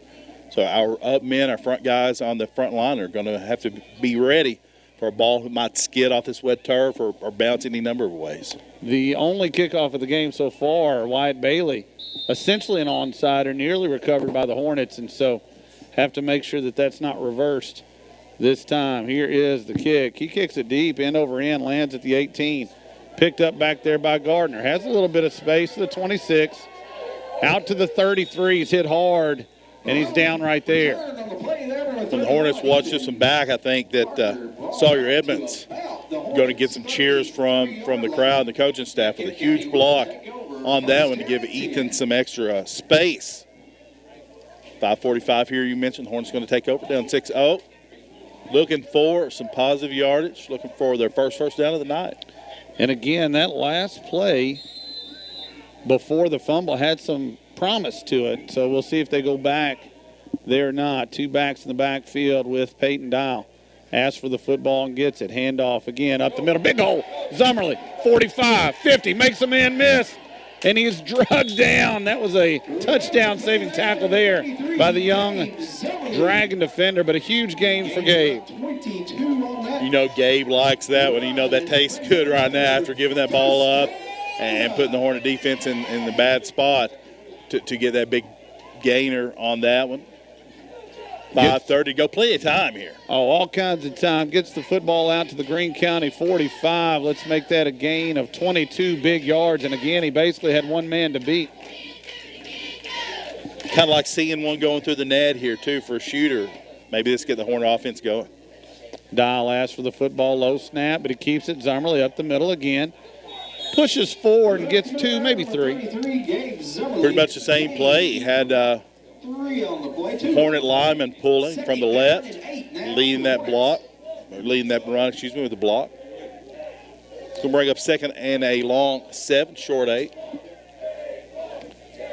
Again, that big run by Gabe, it's a confidence booster is what it is. We really hadn't had anything, no momentum offensively. See if we can keep it going now. First time this evening that the Hornets have had it in Greene County territory. 4:35 to go in the first half. Peyton Dial has the football. Hands it off to Zummerly again. A little bit of a hole there. Gets to the 40, and it'll be 3rd and about 5. These Greene County ends really get upfield. Gives you some space if you can get by that first end when you run off tackle. That time Gabe almost, again, getting close to breaking another. Well, the football is just outside the Greene County 40. It's 3rd down, and let's call it 6, a short 6. But you almost wonder with Gabe getting a little bit of traction here if this isn't 4-down territory. Hornets trail it right now. Greene County has a 6-0 lead in the second quarter. One receiver near side, one to the far side. Zummerly in the backfield. Dial, though, looking to throw. Pulls it down. Makes a move and gets close to the first down at the 35. They spot him at the 36. He'll be just short. That was interesting. That's one of those where if you're in the NFL and have chains on both sides, I think you see Peyton Dial try to stretch that one out. But on that one, I think he thought he had the first down, ran out of bounds just a little short of it. You know now the Hornets will be going for it. We'll see. As Greene County is going to take a timeout, so we'll see on the other side of this break. 3:43 to go. Greene County up 6-0, but the Hornets driving here in the second quarter. Let's send it back to the station for a quick 30. Here on your home for the Hornets and the KY Sports Guys, 99.1 The Hawks. Ralphie's Fun Center at 702 Happy Valley Road in Glasgow has specials every day of the week for these activities. Monday, skating. Tuesdays, mini golf and inflatables. Wednesdays, bowling. And Thursdays, inflatables. And don't forget, party rooms are available for birthday parties, reunions, and other events. They also have karaoke every second Saturday night of the month. Also, be sure to follow them on Facebook for all of their specials going on the weeks of holidays. Something exciting going on all the time. Go by or call Ralphie's Fun Center, 702 Happy Valley Road, Glasgow, 270-629-GAME. 99.1 Sports. Go Hornets! Welcome back, everybody. 3:43 to go, second quarter. Your Hornets are driving. They have it 4th and a yard to go in Greene County territory at the 36. A big play right here coming up. Need this first down. Cole Shive is in the backfield. So is Gabe Zummerly. Peyton Dial, the quarterback. 2 receivers to the far side, 1 to the near. And we had a false start there. Just took off a little early, and that may change things as now it's 4th and 6. We'll see. That does change. See if it changes anything or not. The way Wyatt Bailey's been kicking this ball, do you try to pin them deep, or do you go ahead, try to get this first down? Again, it's really the only momentum the Hornets have had moving the ball here is this drive. It looks like they're going to stay out. Offense will stay on the field. Well, it's interesting, too. The defense has played really well with the exception of the 1 touchdown run. With 3:42 to go, Greene County doesn't throw it particularly well, so maybe the thinking is even if you don't get it, you trust your defense to get a stop. The Hornets are going to go. Same formation as the last time, except they switch Cole Shive to the left side of the formation. Dial rolls that way. He's in big trouble, sets it up. Zummerly has a ton of room. He's going to have a first down. He's going to have a lot more than that. He's thrown down in the maroon zone at the 19. Great play call there. We saw it earlier in the first quarter. Saw it go to the opposite side, but it really worked well this time. Dial rolls back out left. The whole play flow goes that way. Gabe Zummerly there alone with the blocker in front. Didn't see who was out front there leading that one, but nice block by him as well. Tremendous work out there by the wide receiver. Getting that big block, Gabe Zummerly. Starting to shine. Good response from him. Hand it to him again, trying the left side. Stiff arm. He's not going to get anywhere, and he's thrown down for a loss. That one was strung out well by the Dragon defenses. We're 3 minutes to go here in the second quarter. Hornets trailing 6-0, but they were in the maroon zone. Now back out of the maroon zone. with second and 12 coming up. We also have an update from the Clinton County, Evanston County game right now, 0-0, nearing the conclusion of the first half. Interesting, and I assume the weather probably a factor there as well. Clock runs, 2:40 to go. 6-0 Greene County in the lead. It is second and 12 for your Hornets as they are driving. Dial rolls to his right, wants to throw, and he does. Luke South does a nice job tipping it up in the air, and then it's incomplete. Greene County thought they had a pick. Credit Luke South for playing defender there. Yeah, he doesn't get credit for a catch, but he should get credit for something on that when that ball was picked. Had Luke not reached back with every bit of his length to get a fingertip on that one and knock it backwards. It's going to be third down and 12. Again, first drive of the game for the Hornets where we've had any kind of momentum, taking it all the way from our own 33 down to the Greene County 19. Right now it's third and 12 from the Greene County 21. Dial and Zummerly in the backfield. Twins both ways. And the handoff. Zummerly's hit. He spins away. Has another man. Dives. And he actually can't even get. I thought he was going to dive past the 20, but he could not. He was stood up by a Greene County defender, and it's going to be fourth down. Interesting decision here. Yeah, it is. You got good play call there from the Greene County defense. Brought the blitzers. Gabe made the blitzers miss who were there, but just couldn't get out past those the second wave of Dragons coming. And fourth and 12 now, under a minute and 50 when this ball is going to be snapped. Again, you trust your defense here, so if you get it, great. If you don't, play on. Dial sends a man in motion, far side to near. Pitches it, and then pitches it again. Wyatt Blind, he falls down, and he'll be down the slippery turf. Got him. He was about to throw it and had a man, but he's down at the Greene County 33. Yeah, that's one of those that on a normal night, that may be 6. Can't really fault anybody there. Wyatt planted his foot, his right foot. He's a lefty. That's where you maybe catch people off guard with that. When he planted his right foot in the turf, and the turf just gave way. Wyatt tried to get rid of it, but just couldn't in time. It's 1:20 to go in the second quarter. Greene County will take it back over with a 6-0 lead at the 32 of the Hornets. Stay with us for the halftime show, sponsored by Edmonton State Bank. Well, I believe we'll have Principal Clint Graham as our guest. Yeah. Can't wait to talk to him a little bit. And then we'll have stats and more. First and 10, Greene County up the middle, a gain of a yard. Number 55, Dakota Shaw, made the initial contact on that one. A good hit. Second down and 8 for the Dragons. Gray with who made that last touchdown run. Shaw hit him that time, and Gray only got a couple of yards. Big back. Under a minute to go. We'll see if Greene County's content to just take it in to the locker room. It looks like they are as they keep it straight up the middle. 45 seconds to go. It'll be third down and about 8. Hunter Fox on that one. Now it's interesting. Hornets have a couple timeouts. Do you do anything here? Do you think about taking a timeout? 6 to go for the Dragons. Clock runs. Coach LJ, I believe, is content to get it into the locker room. The Hornets should get the ball first to start the second half. Snap is back. Quarterback keeper. And they're trying to strip the football, and they did. Unbelievable. It's a turnover. That is a strip by Big Will Shirley. Metcalfe County will take over. First down and 10. 18 seconds to go. They stood the runner up. And we're seeing this move more often on Saturdays and Sundays. Now on Friday nights. Big one for the Hornets. 18 seconds. You got a couple of plays here. See what happens. That was an unbelievable play right there. Again, 18 seconds left. The intentional strip of the football, and then we just came out of there running with it. Football at the 39. Dial, straight drop back, throws it, has a man. A little hook and ladder, now the ball's loose, still loose, and Greene County is going to have it at the 24. The play call. I do too. That was you can tell that's been practiced. That's not just something you can do, but on the lateral, the ball was fumbled, and then it took a minute for anyone to fall on it.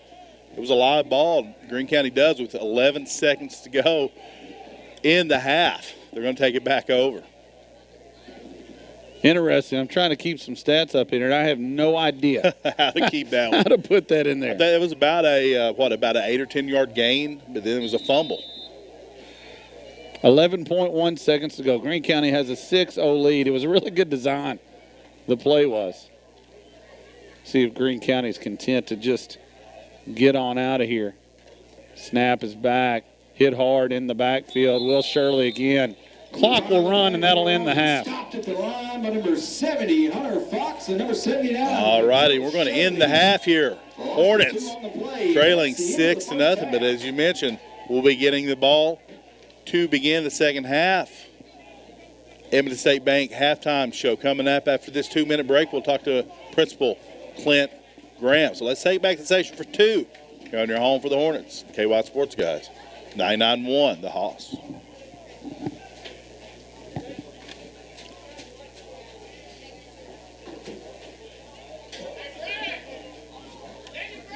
Hey!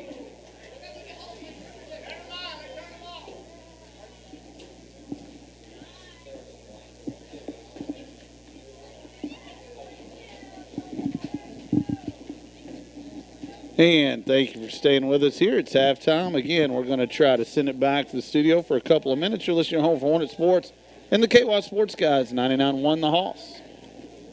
Happy's Restaurant is your cozy hometown place to enjoy daily homemade foods and desserts and free refills on your drink. One Friday night each month, they serve seafood. Delicious breakfast every morning from 5:30 till 10:30. Come join the fun with karaoke from 5 to 8 p.m. on Saturday night. Citywide delivery, birthday, wedding receptions, and banquets. Seniors 62 and over get 10% off. Be sure to check Facebook for more information. That's Happy's on South Main Street here in Edmonton, serving Southern food with a Southern smile. 270-432-7277. Peace of mind. We all want it. Whether it's about our future or our health, it's nice to know you are covered if you need it. At Glass & Thompson Insurance Agency, Mark Linkus and his staff specialize in peace of mind. As an independent agency, Glass & Thompson can get you the best price on auto, home, life, farm, boat, or business and commercial insurance. Give them a call at 270-432-3491 or go by their office in Edmonton. Glass & Thompson Insurance Agency, providing you with peace of mind. Make yourself at home. EXP provides a variety of options for a new home or refinancing. If you've ever thought about purchasing a new home or refinancing your current mortgage, now's the time. Rates are still at a historic low, and our team of mortgage lenders is here to create the home loan that's right for you. With loan officers throughout South Central Kentucky, we're close to wherever you want to call home. ESB has been locally owned for over 120 years. ESB, an equal housing lender. Check out Ma's Deli at 3800 Greensburg Road, just out of Edmonton, for great food and a friendly staff. Open Monday through Saturday from 5 to 8 and on Sundays from 6 to 3. Serving daily specials and soft-serve ice cream. Tuesday is Manhattan Day. Thursday is Taco Salad Day, and Friday is Catfish Day. On Saturdays, they have barbecue, has chicken, shoulder, and shredded pork. Order other great items on the menu as well. Ma's Deli, a family-style restaurant where breakfast is served all day. You can reach Ma's Deli at 270-432-3354. 99.1 Sports. Go Hornets! Welcome back, ladies and gentlemen. We're at halftime. Want to thank Edmonton State Bank for sponsoring the halftime show. Hornets trailing 6-0 right now to the Greene County Dragons. Really interesting first half. We've seen the rain. We've seen a lot of turnovers, seen the ball on the ground quite a bit. Both teams having a little bit of trouble holding on to it. But right now, the Hornets trailing 6-0. They will get the ball to start the second half. Here tonight, thank you for coming up, Mr. Clint Graham, principal. That's right. At Metcalfe County High School on the Edmonton State Bank halftime show. Well, Mr. Graham, first of all, you were watching this game. It's a really interesting one out here. It's an interesting game. It's the same type of game that every high school game that happened in the night, wet, muddy. It's a lot of ground game, which makes the game go faster. And that was the first half of, it was good to see us get a little momentum towards the end of the half there, getting a good drive. Just wasn't able to come up with any points at that time, but it's good to know that we do have a little momentum getting the ball back in the second half. Yeah, it really is. Really the only big play we've seen that's mounted anything was after the turnover. Greene County had the big long. Right, and I think we're getting some momentum here and trying to figure some things out. So I'm feeling good about this second half, and I know Coach Harbison, he'll do a really good job of preparing the guys and coming out with a good game plan in the second half for sure. All right, Mr. Graham, lots of great things going on here in Metcalfe County. Nothing greater than going on the hill at the high school. I know you're proud of all the things that are happening. Right. Tonight's a huge night. Tomorrow's a huge day as well. Give us some insight. What all is going on with the students here? Right, absolutely. Of course, tonight was senior night. We celebrated some fall sports. I had a great crowd tonight. In a close one here. Tomorrow, our band will be in state competition at Greenwood High School at 12:30. We were able to watch them perform tonight or this afternoon on the field here in front of the entire middle school and high school staff, our student body. So we were able to come up here and watch them, and they, you can't say enough about Mr. Fenwick and what he's done with our band. They and Mr. Stockton, in the past 2 years, they have reached history. The past 2 years, last week placing 4th out of 11 bands in 1A. So that says a big testament to where Mr. Fenwick has brought this band, and they just do a really good job. Yeah, I know going into it. Last year, I believe they finished 8th. Correct. Got to go to state. Right. This year going in, top 4 was their goal. That was their goal, yes, sir. And getting that 4th place finish. Hopefully tomorrow there's some factors. Heard some of the band students talking about today, some factors. If this rain continues, they'll probably be going on blacktop. Maybe tomorrow. blacktop, and also there may be a rescheduling piece of it if it is raining consistently.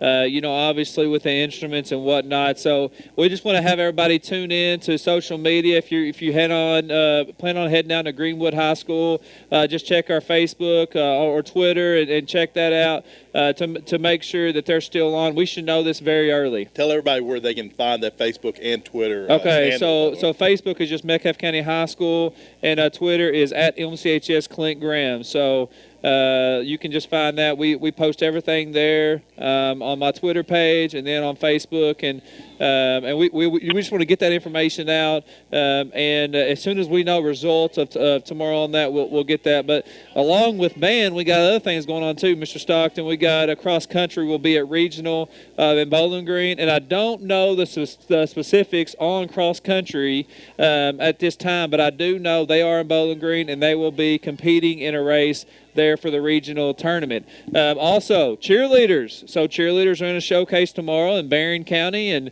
they've been working really hard, and we're proud of the work that they've put in. And they got a good squad. They got several cheerleaders, and just a good environment for our girls and good opportunity.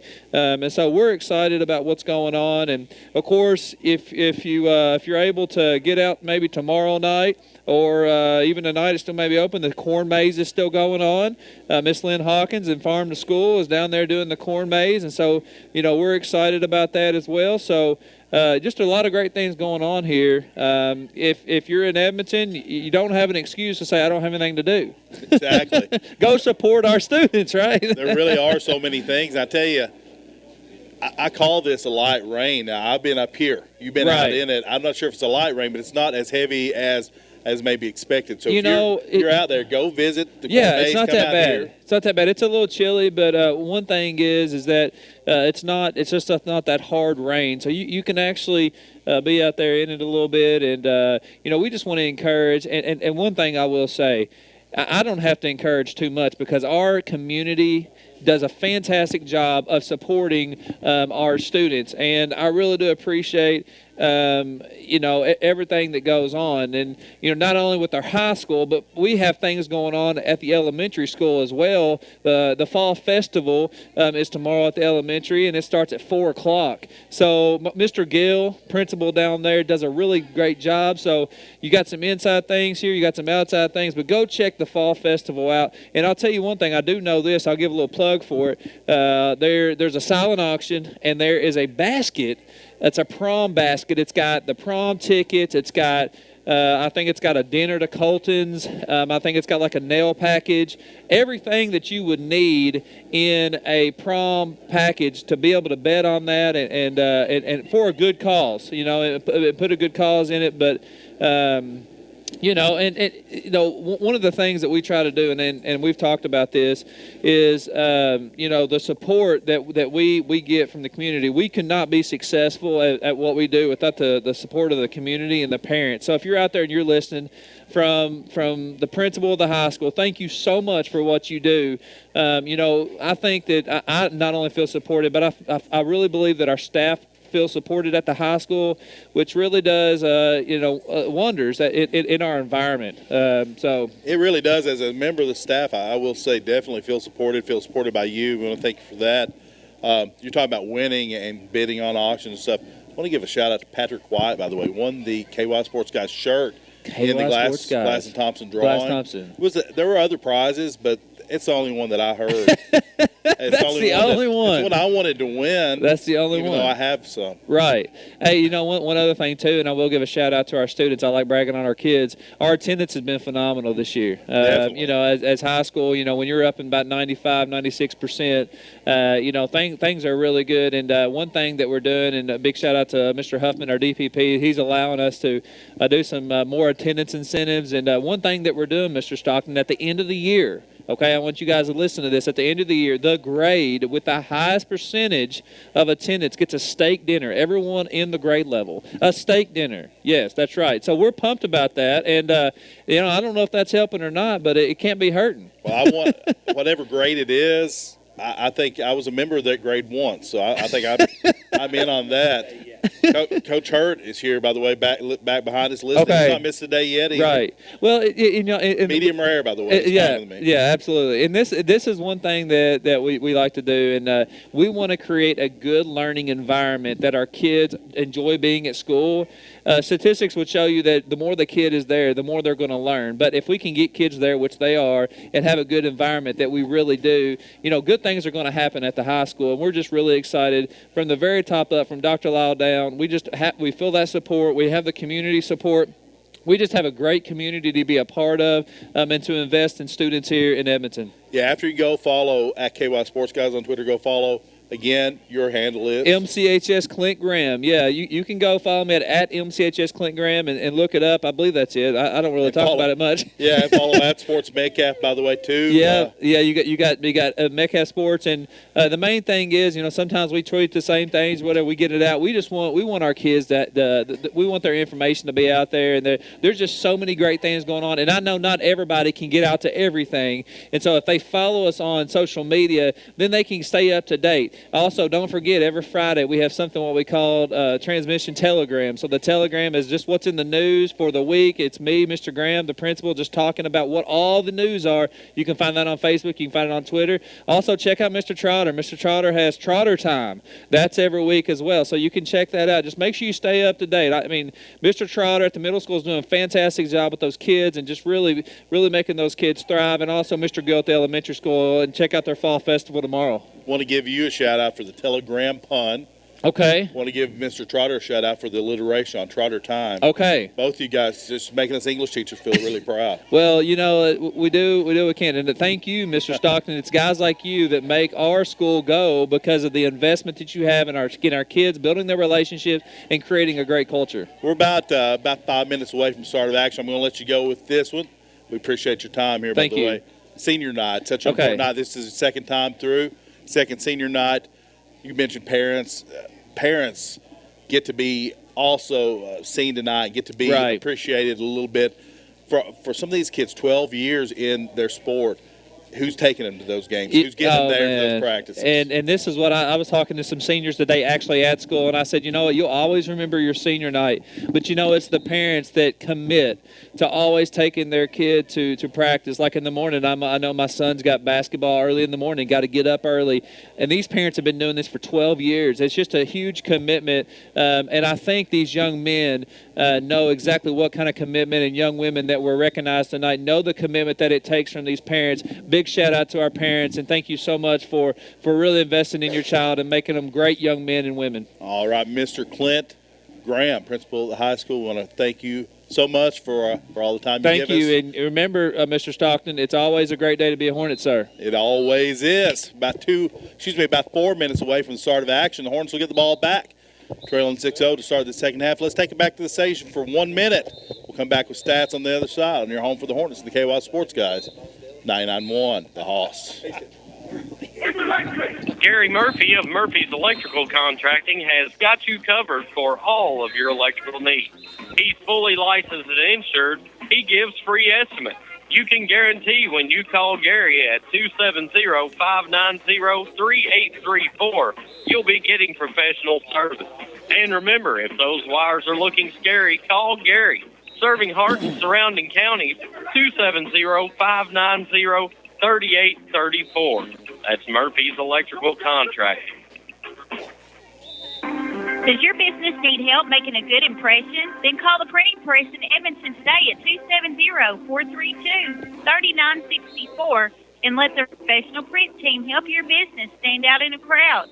Whether you need business cards, envelopes, letterheads, receipts, or maybe you're in the market for custom print specialty items like ink pens, magnets, tumblers, and magnetic signs, just to name a few. The printing press offers thousands of products to help you take your business to the next level. With great customer service, local delivery, and decades of experience in printing, advertising, and design, their team is ready to assist you with all of your printing needs. Stop by their office located at 406 South Main Street in Edmonton or call the printing press at 432-3964 today. And remember, you never get a second chance to make a first impression. So make it count with custom printing from the printing press. 99.1 Sports. Go Hornets! Welcome back, everybody. It is halftime. A couple of minutes to go until we have third quarter action. Greene County leads your Hornets 6-0 here at half. Metcalfe County will get the ball first to start the second half. And now with some halftime stats, here's the main man, the Stock Tony. Thank you very much. And again, listen to the Edmonton State Bank halftime show.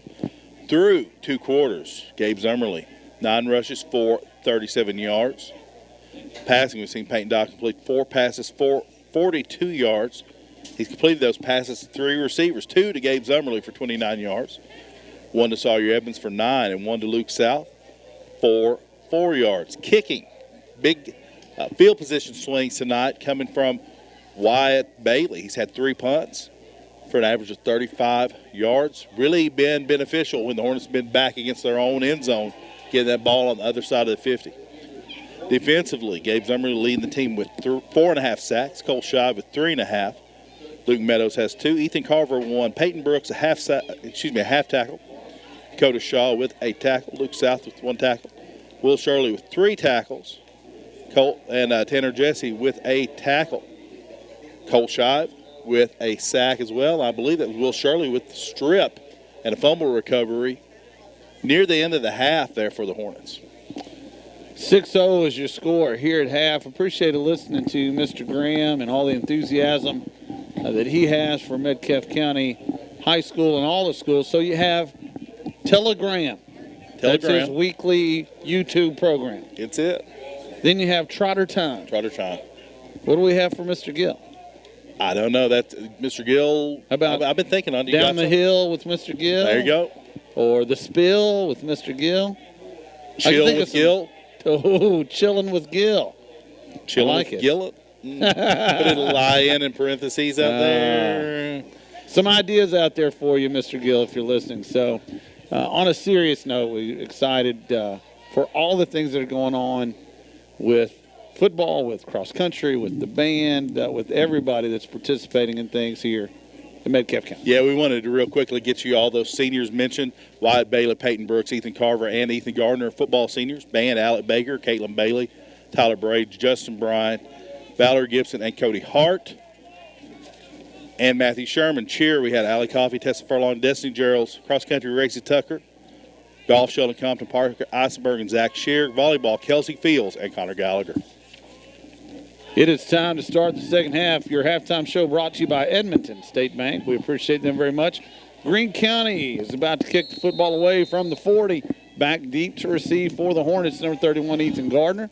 End-over-end kick. Lands at the 28. Gardner has it at the 25. Setting up a return. Has a hole. Makes a man miss. Past the 40. Past the 45. Good field position for the Hornets as they'll start at their own 47. You see that happen sometimes. You get get the kick to one side of the field, that one to the left side of the field. Ethan Gardner brings it back, set up to return right, and makes a nice return. Gets it almost to midfield. That's where the Hornets take over at their own 47 with 11:50 to go here. Start of the third quarter, trailing 6-0. Peyton Dial, the quarterback, he's been there the whole way. Gabe Zummerly behind him to Dial's left. Number 44, Cole Shive. Low snap, but it's taken in. Toss to Bly. Has some room. 50 across midfield into the 48. A nice gain on first down. It's going to be a gain of about 5. See, the first play coming out of the half is a pass. And we'll say this, you look up at the lights, you don't see that rain. The rain now has pretty much ceased for the time being. That favors, I do believe, the Hornets, who want to pass the ball more. Just starting the second half. If you're just joining us, Greene County with a 36-yard touchdown run, a 6-0 lead right now. Metcalfe County has it second, a short 5 in Greene County territory. Dial, handoff Zummerly, has room, has the first down. Thrown down nearly to the 40-yard line. Give the Lions some credit for opening up a block. Open up a hole with those blocks there. Gabe sort of got in behind him from our angle. He was almost obscured until he came out of the hole. But a nice game. We saw Gabe after that fumble has really got things going, really got his momentum going forward here in the Hornets. Now on the other side of the 50-yard line. 1st and 10 from the Greene County 41. Love the pass on first down to kind of open things up a little bit. And they're going to try it again. Bly has it this time. He's stacked up and tossed down. Blew the whistle. His progress was stopped, but they played through that. Regardless, it'll be a loss of about 3, maybe 4. It'll be second down. Edmonds on that one for Greene County. Read it well, made a nice open field tackle. White Bly getting up a little bit gimpy, coming to the sidelines. Looks like maybe favoring that left arm a little bit. Get some medical attention. They're checking him out. They do mark the football at the Greene County 44-yard line. 2nd and 13. Heading towards the 10-minute mark, third quarter. Handoff. Maybe. It looked like Zummerly and Dial both wanted it. It'll be no gain. Third down. We're going to give Dial credit. He came up with the ball there. No gain. But the rush, that one, that was an option that never really got completed. Read option, and you see that a lot where the quarterback puts the football in the belly of the running back and then tries to keep it himself. The communication just didn't happen that time as both players ran for no gain. Third down and about 13 yards to go, 9.5, third quarter. Big play here for the Hornets. Had a first down to start this drive. Really good field position. And so you really want to make hay on this one if you can. Dial rolls to his left, getting some pressure. Lets it fly. Has a man. It's caught. Edmonds makes a man miss. Has the first down past the 30 to the 29. Credit Sawyer Edmonds right there. Credit Peyton Dial and Gabe Zummerly as well for a quick block in the backfield. Just enough to give Dial a chance and picks up that first down for the Hornets. Again, Sawyer Edmonds caught it at about the 35. Spun back to the middle of the field and was able to get to the 29 for a first down. That's a big pickup there. You don't want to punt with the field position that we had. Dial has the football, 1st and 10. Zummerly this time, big hole. Left side, spun down, but a big gain, close to another first down. That one's going to be, if the mark on the far side is right, about a half yard. If you are out in the crowd, by the way, in the parking lot, in your car listening, we do appreciate it. But if you happen to have your lights on, especially if you're in the west end zone, please turn your lights off. Thank you. Good work, man. Hey, that was Ben Shirley coming in here relaying that message. We appreciate it. It's a smart move because if you're in your car, you're probably listening. And thank you for listening. 2nd and about a half a yard. Dial has the football, looking to throw, has some pressure. He's in trouble. Gets away, though. Out to the left side. Has a man. Just short and incomplete. What a Houdini move there by Peyton Dial to get out. Looked like he was squatted almost like a catcher and walking through those tackle attempts, but it was incomplete. Going to bring up 3rd and 1 with 8:05 to go here in the third. Did get some info from the Evanston County game, which could make a big difference depending on if the Hornets can win here tonight. 7-0. Now Evanston at the half hit a long touchdown pass at the end. That would be a huge turn of events if Edmondson can hold on right here. 8:05 to go, third and about a half yard. Dial. Handoff. Zermley stacked up, but then leans forward. I think he got it. Great second effort there by Gabe. That's what you see from Gabe Zermley. It's almost that Benny Snell-like running style where when you need a couple yards, he falls forward. He gets that extra little bit that you've got to have. To move the sticks. But that's enough for another first down. With 8 minutes to go, I'm sorry, that's a big first down. Yeah, it really is. Ball at the 18th of Greene County. The clock does now begin to run again. Gabe hitting the backfield there. And the guy's lights are back on. I know you can't see it on the radio. I think it's a different set of lights this time. Goodness. These are newer lights. We have a flag, delay of game. You can't call delay of game right there. They were holding up the call on the first down. That can't be delay of game. Seemed rather quick. Should have been. Seems to be some confusion, but the referee's going in and marking it off. We got an official conference. Yeah, the official's now going to talk. And here's the problem. Gabe Zermley had the first down, but the official nearest the markers did not signal first down. There was a delay. People were watching to see if it was a first down, not a first down. But I think the back judge started his count, his 40-second count. And so that should not be. And they did get together, and that's correct. That's right. So that issue was Tell you the best officiating's done when you don't have to mention the officials. Nice job there from the guys in the stripes. Yeah, now he's explaining it. Mr. Whitehat is explaining it to the Greene County coach, but that's 100% the right call. Yeah, I wasn't right even. there. Normally we keep an eye on that back judge to see if the clock's coming up close. You kind of get a sense of it when you're here, but there was not even close. We weren't watching at all. And I don't know if he's happy or not, but apparently satisfied with the explanation. We're ready for some football. 7:43 to go. It's going to be 1st and 10 in the maroon zone. The KY Sports guys, maroon zone. Clock winds, and now another whistle. Not sure what's happening now. It doesn't look like a flag. Stop the clock again. Officials coming over here to talk to Coach LJ now to explain, or maybe to the side judge on our sidelines. You know what I like about when the referees get together is everybody, in this case it's Coach LJ who's closest, but if it's a flag, let's say, there's always people trying to listen in. Oh, yeah. And how do they stop that? I've always wondered, how do you really stop it? You don't. There's no way. And sometimes they turn on their microphones in college and the pros, and it sort of gets out over the airways. Sometimes not too appetizing words. Correct. Still talking. This is a long break here. Let me reset for you. It's 1st and 10. The football on about the 18-yard line in the maroon zone. Greene County territory, Metcalfe County football. Your Hornets trail at 6-0. I think we're about to play. Fingers crossed. 2 receivers to the near side, 1 to the far side. Shive and Zermley back there with Dial. Dial looks for the football, and he has it. Quick throw out there, Bly. He has it.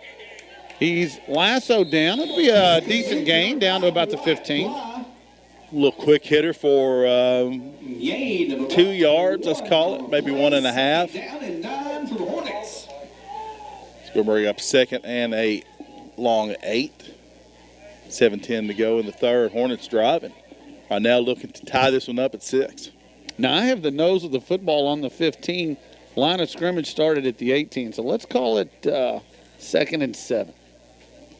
2 receivers to the far side. In fact, they send trips that way. Tyler Neal, the third of the 3. Ethan Gardner, the lone receiver to the near side. Zermley in the backfield with Dial. Zermley has it. Nice hole. Burrows forward, close to the 10. It'll be 3rd down. We'll give him about the 10.5. Down number 34. It's going to be about 3rd and long 4. Gabe, he mentioned nice hole. He gets low there and gets an extra yard or 2. Down and 4 for the Hornets. Big 3rd down coming up here, but again, you've got 2 downs to get this one. You've got basically your whole playbook is available to you right here. Absolutely. 6:15 to go, third quarter. Greene County has a 6-0 lead. Metcalfe County, your Hornets are threatening. Dial wants the football. He has it. Zummerly, big hole up the middle, slung down, but not before he gets inside the 5. It's first and goal. It's one of those tackles that the tackler gets you, and he wraps you up and brings you forward, and you actually get another yard or so because you're sort of on him as you're brought down. So that's a nice gain for Gabe, and it's going to be first and goal at the 5. I don't want to put the cart before the horse, but if the Hornets can get in the end zone, we've had Wyatt Bailey kicking the PATs lately. I wonder what Coach LJ will do. First, though, the Hornets have 5 yards to go. Dow has the football. Low snap, and he keeps it. He's rolling to his left, makes a man miss, and then he slips and falls. He had room. He's going to lose yardage. He was going to score, I believe. That's twice we've seen the soggy turf get the better of the Hornets. First when Wyatt Bly had a chance to maybe complete a touchdown pass, put his foot in the ground to plant the throw and lost it that time too. Peyton makes the cut. I think he has the touchdown. He's going to score. 5:20 to go in the third quarter. He loses 3 back to the 8. It's going to be second and goal from the 8-yard line. And again, that one, Peyton did a great job, made a man miss. Just one of those slippery field issues. Luke South in the backfield, along with Zummerly.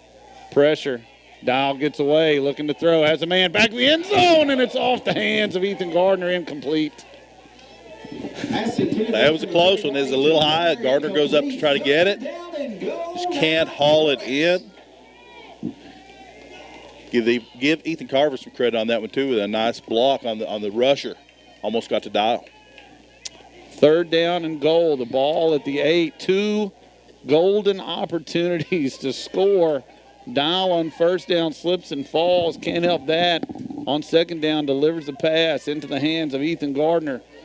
And it bounces off the fingertips and out of bounds. And so it's 3rd and 8. 3rd and goal from the 8. Dial, quick throw. Has a man on a slant. Edmonds. But it's incomplete. It'll be 4th and goal. Not sure if a Dragon got a hand on that one on that quick slant or if Edmonds just couldn't haul it in. But now what was really promising and looked great, now you're at a 4th and 8 that's a little scary. Well, let's call it like it is, and everybody's making a great effort. The ball's slick, it's raining, and all those things. But those are 3 consecutive touchdown plays. Yeah. And we just didn't make those plays. Their first timeout of the half. Coach LJ says he's going to take a timeout, knows the importance of this play. Let's just keep it right here and talk about our fine sponsors before this play. Ralphie's Fun Center, SERTC, The Printing Press, Metcalfe Drugs, Ma's Deli, Pappy's, Murphy's Electrical, Bob's Tire More, Lighthouse Restaurant, Glass & Thompson Insurance, Edmonton State Bank, Ralphie's Fun Center, and SCRTC. Appreciate all our sponsors. And again, football still has some legs left, basketball coming up, and so get on board with us out there. Plenty of people out there listening to the games and watching it on Channel 95 SCRTC. Hornet News Network. Anita Love putting on a great show. Ben Welsh over there running the camera. Appreciate all those folks. I believe I called him Ben Shirley earlier. I do apologize to Ben. That does happen. Ben Welsh doing a great job. Also delivering, just all kinds. He's a jack of all trades. A Ben of all trades, as it were. He's a Renaissance Ben. Oh, me. Gloom, despair, and agony on me. That was that was an interesting pun, sir. That was a real stretch.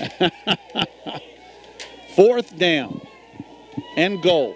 Ball at the 8. Hornets trailing 6-0. A golden opportunity. 4:55 to go in the third quarter. Teams are on the field. Dial has the football. Drops back.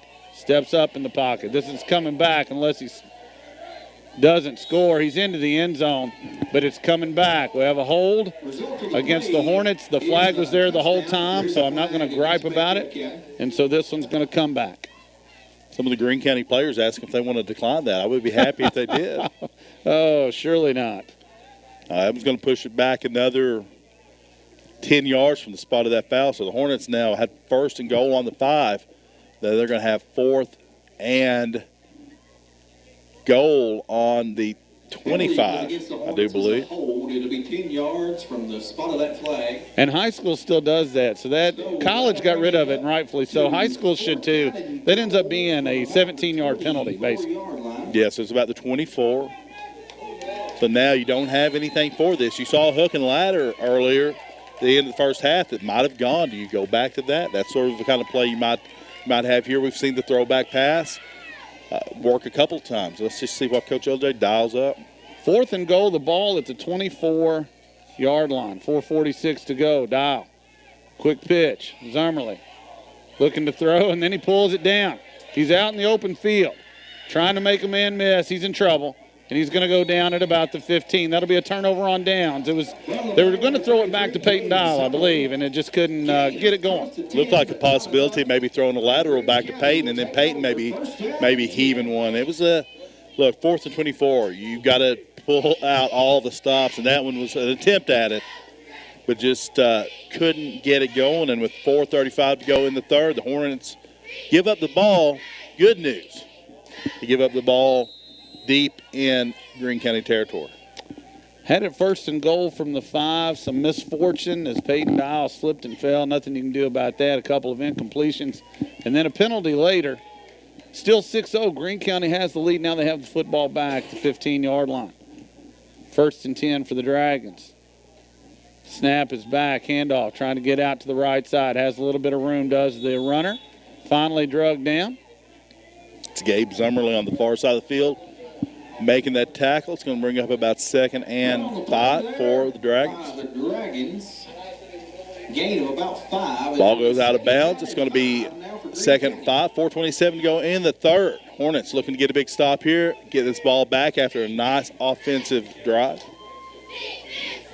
I'd like to see another strip of the football like we saw towards the end of the first half. Pistol formation handoff to the running back, trying to get outside. He has nowhere to go. Ethan Gardner nearly took him down, but then he turns around, goes the other way. He's drugged down from behind. Flag flies from the side judge. Amazing. The white hat is looking at it, dead looking at it, does not call the horse collar. They're going to get Luke South with that one, though. Now that's terrible. And we got a flag come flying in from the Greene County sideline. Unless they're going to get a block. Will Shirley coming back across the field was met with a shoulder to the chest, no call, unless this is that. But it's not going to be. That is an amazing call, and I'm not going to argue whether it's right or wrong, but the flag flies from the Greene County sideline. The tackler was right next to the white hat. They're moving this ball back towards the Greene County side. Maybe it was missignaled. No, it's going to be a personal foul on the horse collar. Also, a Hornet down here on the side of the field. We don't know who yet. It's getting some attention from the Hornet training staff. Penalty is against the Hornets. Horse collar tackle. It's a personal foul. We'll let you know who that Hornet is right now as soon as we find out. But, yeah, just not the person to make that call. You don't know for sure if it was or not, but the guy who has the best angle at it did not go for the flag for 1 second. Didn't even think about it, didn't seem. That is an amazing judgment. Again, I'm not going to argue whether it was the right call or the wrong call, but you have your number one head of this crew standing literally from me to you looking at it. That is Wyatt Bly, I do believe, getting up now, limping off under his own power. Yeah, now you got to think, if you're that side judge, they're in your ear on that sideline screaming horse collar. But that's something you've got to you're just not in position. You coach basketball for a long time. The position of the officials makes such a difference. And in this one, that guy is just out of position to make that call. Look, it's 6-0, 4:16 in the third. You got them pinned deep here. Even after the penalty, it's 2nd and 5 from the 20. No automatic first downs, by the way, in the high school game as far as I can tell. So you can't lose your temper there, but that's one I'd still be fussing about for sure. 2nd and 5, ball at the 20. Greene County averts disaster there with the horse collar. Handoff up the middle. And now trying to get out the other way, and he's drugged down. Let's see if another flag flies. It does not. That's Luke Meadows again, getting some nice penetration. Tackle for about 4-yard loss. Going to bring up 3rd and 9 as we're under 4 minutes in the third quarter. Meadows getting through that line, running down the back, making a nice tackle. It's going to be 3rd down and 9, as you mentioned. And again, good effort there by our guys. You don't want to spend all your time harping about officials or this call or that call, but that was a far more egregious. I don't think either were horse collars, by the way, but that one closer than the last one. It's 3rd and 9, 3:30 to go in the 3rd quarter. Greene County leads at 6-0. Quarterback keeper, and he is smothered. Oh, my goodness, what a hit. That is Will Shirley. And I tell you, Zach Ferguson is not going to send Will Shirley a Christmas card this year. That's twice that he's cut back, and Will Shirley has been there to dwarf him in the hole. Will, excited as he comes off the field. Tremendous play. 4th and 10, football at the 15. And so the horse collar tackle really doesn't come back to make a huge difference. Hornets late getting a guy on the field. Alex Sanchez hustles on. He's out there. Chance to block it, and somehow Devin Alderson missed blocking the punt. It lands at the 35 and then rolls all the way across the 50 to the Hornet 48-yard line. A break again for the Dragons. 2:40 to go in this 3rd quarter. Let's keep it right here. 6-0 your score. Greene County in the lead. Yeah, you mentioned if you're watching that one from our angle. Now, angles can be deceiving. As we've called over our 3 years, many extra points good that were bad from our angle. But that one looked like Devin Alderson was all over that football. Somehow got through, got it out to the 48 of the Hornets. Still, though, good field position to start this drive. Store that in the back of your mind, though, as this game continues. It gets the 4th quarter, and it's a tight game. We haven't had anybody back all night. We're basically coming after him every time. I think eventually you get one, and maybe it's a big play. We'll see. 2:40 to go. Hornets have the football at their own 48 dial. Pitches it. Zermley trying to get outside. And he does. Runs over a man. Continues forward. And he's out of bounds at the Greene County 48. Yeah, they're going to call that one out of bounds. A 4-yard gain for Gabe. Almost stayed in. He put his head down and just drove through to the defender. Nice pickup from Gabe. 2nd and 6 now with 2:29 to go in the 3rd. Hornets into plus territory. 2nd down and 6 to go for Metcalfe County. Again, some confusion as to whether he was out of bounds or not out of bounds. We'll give the official that time the benefit of the doubt. I sure couldn't see it. 2:29 to go. Dial keeps the football, and then it's stripped away. A fumble, and Greene County has it at the 49-yard line. Recovered by the Dragons. Haven't started out sort of bad from the start. Low snap. Dial got it. Start upfield with it, but there is a flag down. Let's see. Hold on here. See what the call is. Going to be a face mask against Greene County. Face mask. Presumably prior to the fumble. You got to love high school football. You just don't know. You never know. You never know. So a face mask should eliminate the fumble and give the Hornets new life here. Should be break the Hornets are looking for right here. If it does indeed give the Hornets the football back, as the White Hat's gone over to explain to the Greene County coaching staff. So what they're saying essentially is as he was going through he was being tackled when he fumbled it, that there was a face mask as that was going on. Yep, they're going to mark that one off, and it's going to be incidental.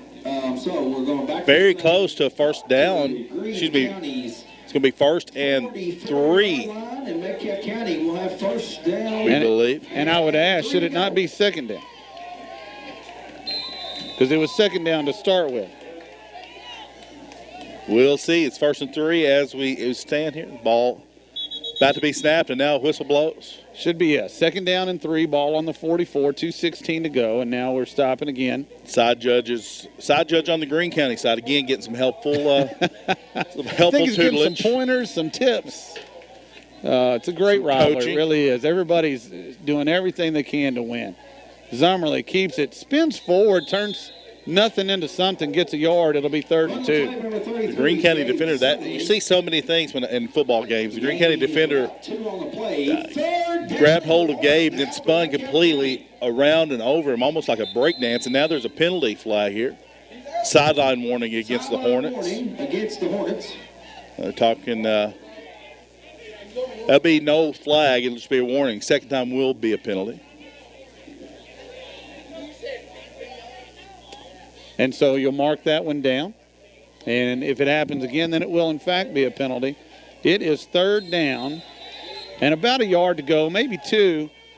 Football at the 43, 1:48 to go here in the 3rd quarter. This game has had an interesting turn. Zummerly has a 1st down. No problem there. He's to the 40. 1:41 to go. The clock will start when, in the 3rd, the clock will start when the officials spot the ball. But I like what Gabe did there. He hit that hole, got the 1st down, felt the contact, wrapped the ball up tightly.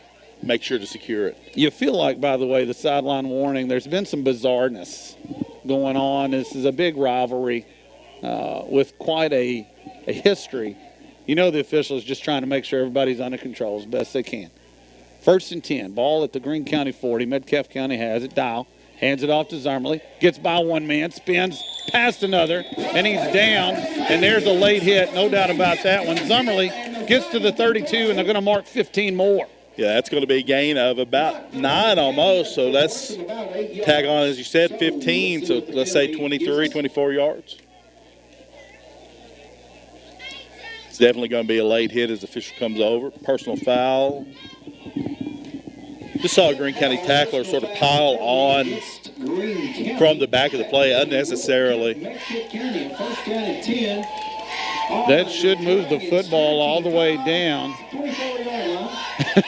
It's gonna go all the way to about the 19. Is that where we ended up? Right into the maroon zone. The KY Sports guys, maroon zone. And I'll tell you why I'm laughing, folks. Our tremendous announcer, Daniel Bragg, was playing it about like the yodeler in The Price is Right. Dial fumbled the snap, then he picks it up, moves forward. He'll get a yard maybe. That's about as much as you could have hoped for. Securing the ball was the first step. Yeah, there's been some issues with the snap, sometimes pretty low, and that one just a little low. Dial had some trouble with it, but got a yard out of something that could have been disastrous. It's going to be 2nd down and 9. The ball again in the KY Sports guys maroon zone at about the 18. 2 receivers go to the far side. Sawyer Edmonds is the lone receiver to the near side. Zummerly and Dial in the backfield. Dial has the football. Hands it off Zummerly. Big hole to the 10. Bowls over a man. Heads towards the goal line. He's short by about a yard. Great run from Gabe Zummerly. Nice blocking from the Hornet line. It's going to be right on the goal line. About a yard and a half, maybe 2 yards short now. They moved it back a tad bit, but clock's going to run. It's going to be 1st and goal from the 2. See if the Hornets get off one more play before the 3rd quarter ends. Looks like they want to. Same formation as the last time. 2 receivers far side, 1 to the near side. Edmonds again. Dial gives it to Zummerly. He's going to be stacked up for no gain. It's going to be the end of the 3rd quarter with the Hornets knocking on the door right now. 6-0, Greene County has the lead, but Metcalfe County will have it when we start the 4th quarter. 2nd and goal from the 2. The teams change in. We're going to take about a 30-second break. You're listening at home for Hornet Sports at the KY Sports Guys. 99.1 The Hoss. GSB Services is proud to announce the opening of Bob's Tire and More. Serving Edmonton for 65 years at the junction of 68 and 80, Bob's Tire and More offers tires, 4-wheel alignment, and a full line of auto parts. They have a full-time mechanic, Matthew Brown, who is there to meet your needs 7 to 5 Monday through Friday and 7 to 12 on Saturday. Call 270-432-2491. Once again, that's 270-432-2491. Bob's Tire and More, a Park City Auto Parts supplier. 99.1 Sports. Go Hornets! Welcome back, ladies and gentlemen. Socktoning along with Coach Jay Hurt. Right now, Hornets knocking on the door. 2nd and 2. Looking to tie this one up. We're going to start the 4th quarter there. Before we do, get you some quick stats. Gabe Zummerly over 100 yards rushing now with 107. Peyton Dial, 61 yards passing. Gabe Zummerly with 29 yards receiving. Sawyer Evans with 24. Wyatt Bly and Luke South each with 4. Defensively, the Hornets are led by Gabe Zummerly with 5.5 tackles. Will Shirley with 4. Cole Shy with 3.5, with Luke Meadows with 3. 4th and final quarter here. We appreciate everybody listening. It's a tremendous contest. 6-0 the score, but the defenses have been tremendous. The Hornets, 2nd and goal from the 2, looking to punch this thing in. Dial has the football, hands it off. Zummerly is going to find the end zone. Touchdown, Metcalfe County. Nice play call there. The Dragons blitz. The Hornets ran it right by that blitzer into the end zone for the touchdown. Now he brings up what you asked about earlier. Does Coach LJ go to Wyatt Bailey? He's on the sideline looking, thinking about this. He go to Bailey here. Looks like he's, no. Yeah, I'm sorry to interrupt you, but it looks like he's going for 2. We're tied at 6 with 11:56 to go in the contest, and the Hornets indeed will try for the 2-point conversion. 2 receivers, either way. Zummerly in the backfield with Dial. Dial stands at his own 8-yard line in the pistol formation. Has the snap, rolls to his right, pressured, flag flies, he's thrown down, and we're going to be tied at 6. It's going to be a hold that's going to be declined Holding penalty against the Hornets. So here with 11:56 to go in the 4th, tied up 6-6. Let's take a quick 30 seconds. Send it back to the station. You're on your home for the Hornets and the KY Sports Guys. 99-1, the Hawks. It's finally football time again. Your favorite team has been practicing, and they're ready. NCRTC is ready, too. They're rolling out some new plays this season with package bundles for fiber customers. In the Sequent Town, NCRTC now has packages with and without phone. No one can score more points than NCRTC with fast and reliable internet speeds up to 1 gig. NCRTC has been strong for over 65 years, and they're still your home team. So score big and call NCRTC for package bundles, including really fast internet with and without phone. 99.1 Sports. Go Hornets! Welcome back, everybody. We have quite the football game going right here. 11:56 to go in the 4th quarter. Tied at 6. Gabe Zummerly with the touchdown run. Both teams are almost playing like there's stakes attached to this thing. In which there are, Real by the way. stakes or just stakes? Well, Mr. Grant mentioned stakes for attendance. This is stakes for playoffs. Another game. The winner has one more after next For week. sure, yeah, lockdown. Well, for sure. And the way Coach LJ was describing it, if we win, we do. If Greene County wins, maybe there's some sort of computer ranking. I'm not but sure. I think right now Greene County would have the advantage. Wyatt Bailey puts the toe to it, a little squibber, and it's still on the turf. Finally picked up, and the Greene County player falls down at the 35. Devin Alderson going to get credit for that tackle as he was putting on the heat. 11:54 to go. Do have an update from the Edmonson County-Clinton County game, by the way. After 3, Edmonson County 13, Clinton County nothing. That could have big implications on the winner of this game, depending on to where they might travel for the playoff game. Greene County now. In the shotgun, snap comes. Handoff inside. A little bit of a hole, Cole shot with the player. It's Black. Greene County runner. 8. My apologies. Greene County runner pushing the pile forward. Gained about 5 after he was hit. It'll be 2nd and a yard. Excuse me, it's gray, not black. I knew it was a color. Got the wrong one. Apologies to Gray. It'll be 2nd and 1. The ball at the 45-yard line in Greene County territory. They have the ball. The game is tied at 6. Greene County gets to the line of scrimmage, has a yard to go for the first down. Snap is back, handoff, trying to get out to the left side. It's going to be a first down.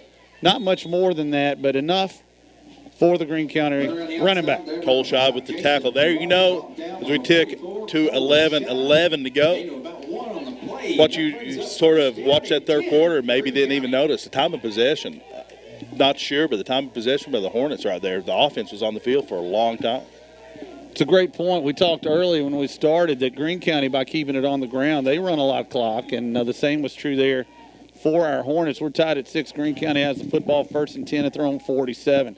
Again, pistol formation, but surrounded essentially by a wishbone of running backs. Handoff to the big tailback. He's tripped up after a short gain of 2 to the 49. I believe that was Peyton Brooks on that tackle. 54, Peyton Brooks, gain of about 2. It's going to be a gain of 2 for Greene County as they near midfield. Clock is at 10:40 in the 4th quarter. The score is tied 6-6. give credit to both defenses. They've been outstanding. Need the Hornets to get another big stop here. 2nd and 8 from the 49. Snap is back. Handoff. Tailback up the middle. He's hit. Stacked up. No gain. Will Shirley on that tackle. Now 3 flags are on the ground. The umpire, the referee, and the back judge are all throwing flags. Let's see what they call it. We're going to get a personal foul against Greene County. Not sure what happened there, but we'll take it. We'll see if we can get some clarification. But the back judge saw that one. It must have been pretty egregious on the field. Indeed. I thought they were maybe going to get us for a late hit by continuing the play, but there must have been something said in the pile, something. Well, if it's something said, I believe it would be an unsportsmanlike. It's a good point you make, exactly. Somebody did something, and they're going to march it backwards. We'll see if we get 10-17 to go. I'm sorry. Excuse me. No, we'll see if we get any clarification as to signal or something of that nature. That's huge right there because it's going to be 3rd down. The play's going to count. So it's going to be 3rd and 8 from the 50 basically, and now we're going to go all the way back to the 35-yard line. It's going to be 3rd and a long way to go, and this is not a team that throws the ball well. No, Greene County can throw the ball, but they don't like too much as the rain is starting to pick up here on the hill. 3rd and 26 is being called here at the field. Looking for the counter right here, probably to the right side is what I would think. 10-minute mark. They keep it on the ground. A little pitch. Nice job by the Hornet defensive end to make him come back. That's Luke Meadows. And now they've got a flag maybe on Luke Meadows. In the backfield, but another flag. Personal foul. Going to be targeting. Personal foul. Against whom? Well, Luke Meadows? It is. It's against Luke, and here's what happened. He did a good job forcing the run back. We had him stopped. It's going to be 4th and a ton. And a little after the play stuff going on there, and they caught Luke this time, and so they're going to march it the other way. The ball carrier got to the 37, and they're going to march the football all the way to the Metcalfe County 48, and it's still going to be 3rd down. And it's 3rd down. So that's going to be huge, though. That would have been 4th down, and it would have been a punt from in your own territory. Now, depending on what happens here, could be Greene County going, having 2 plays to get this 6 yards. The officials back to a discussion. And again, I think they marked off maybe a little more than they wanted to, but as it is, it's going to be 3rd down from what looks to be the Metcalfe County 48. And that's just a tough penalty to call it as best as I can. You had them 4th and about 22. All right, so we got 3rd and 6. Obviously, you got to watch, not jump off sides. We've seen that happen with the Hornets. 9:49 County. Play comes. Tied up in the backfield. The Greene County runner is going to be brought down for a loss as the whistle blows. A bunch of Hornets in on that one, a swarm. Cole Shive.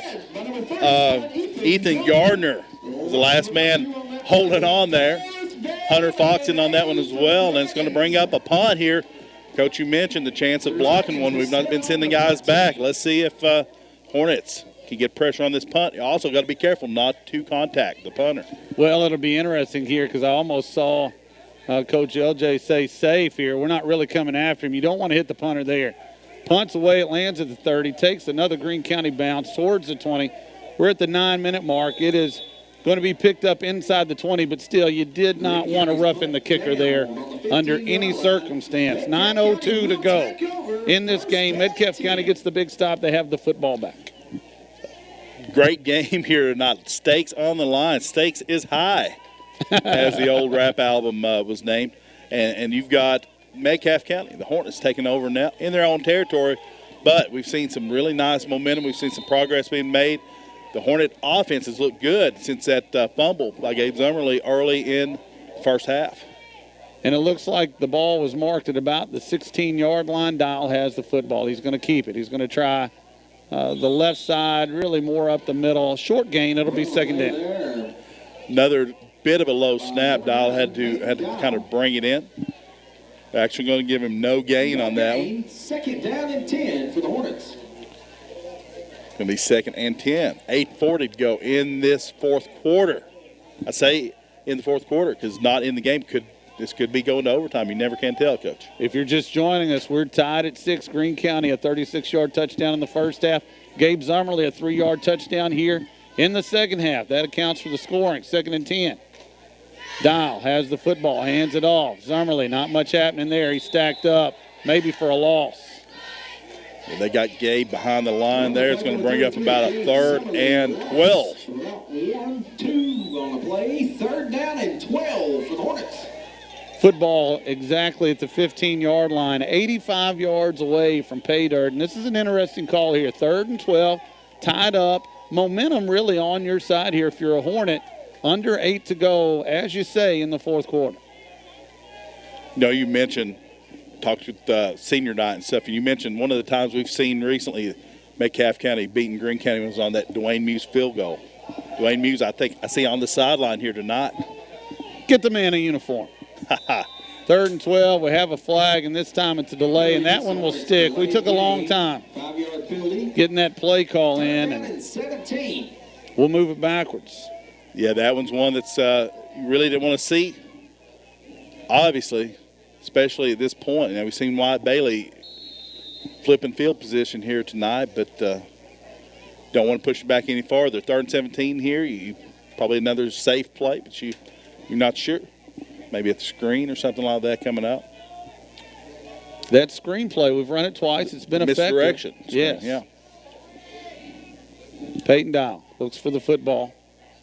Has it. Rolls to his right.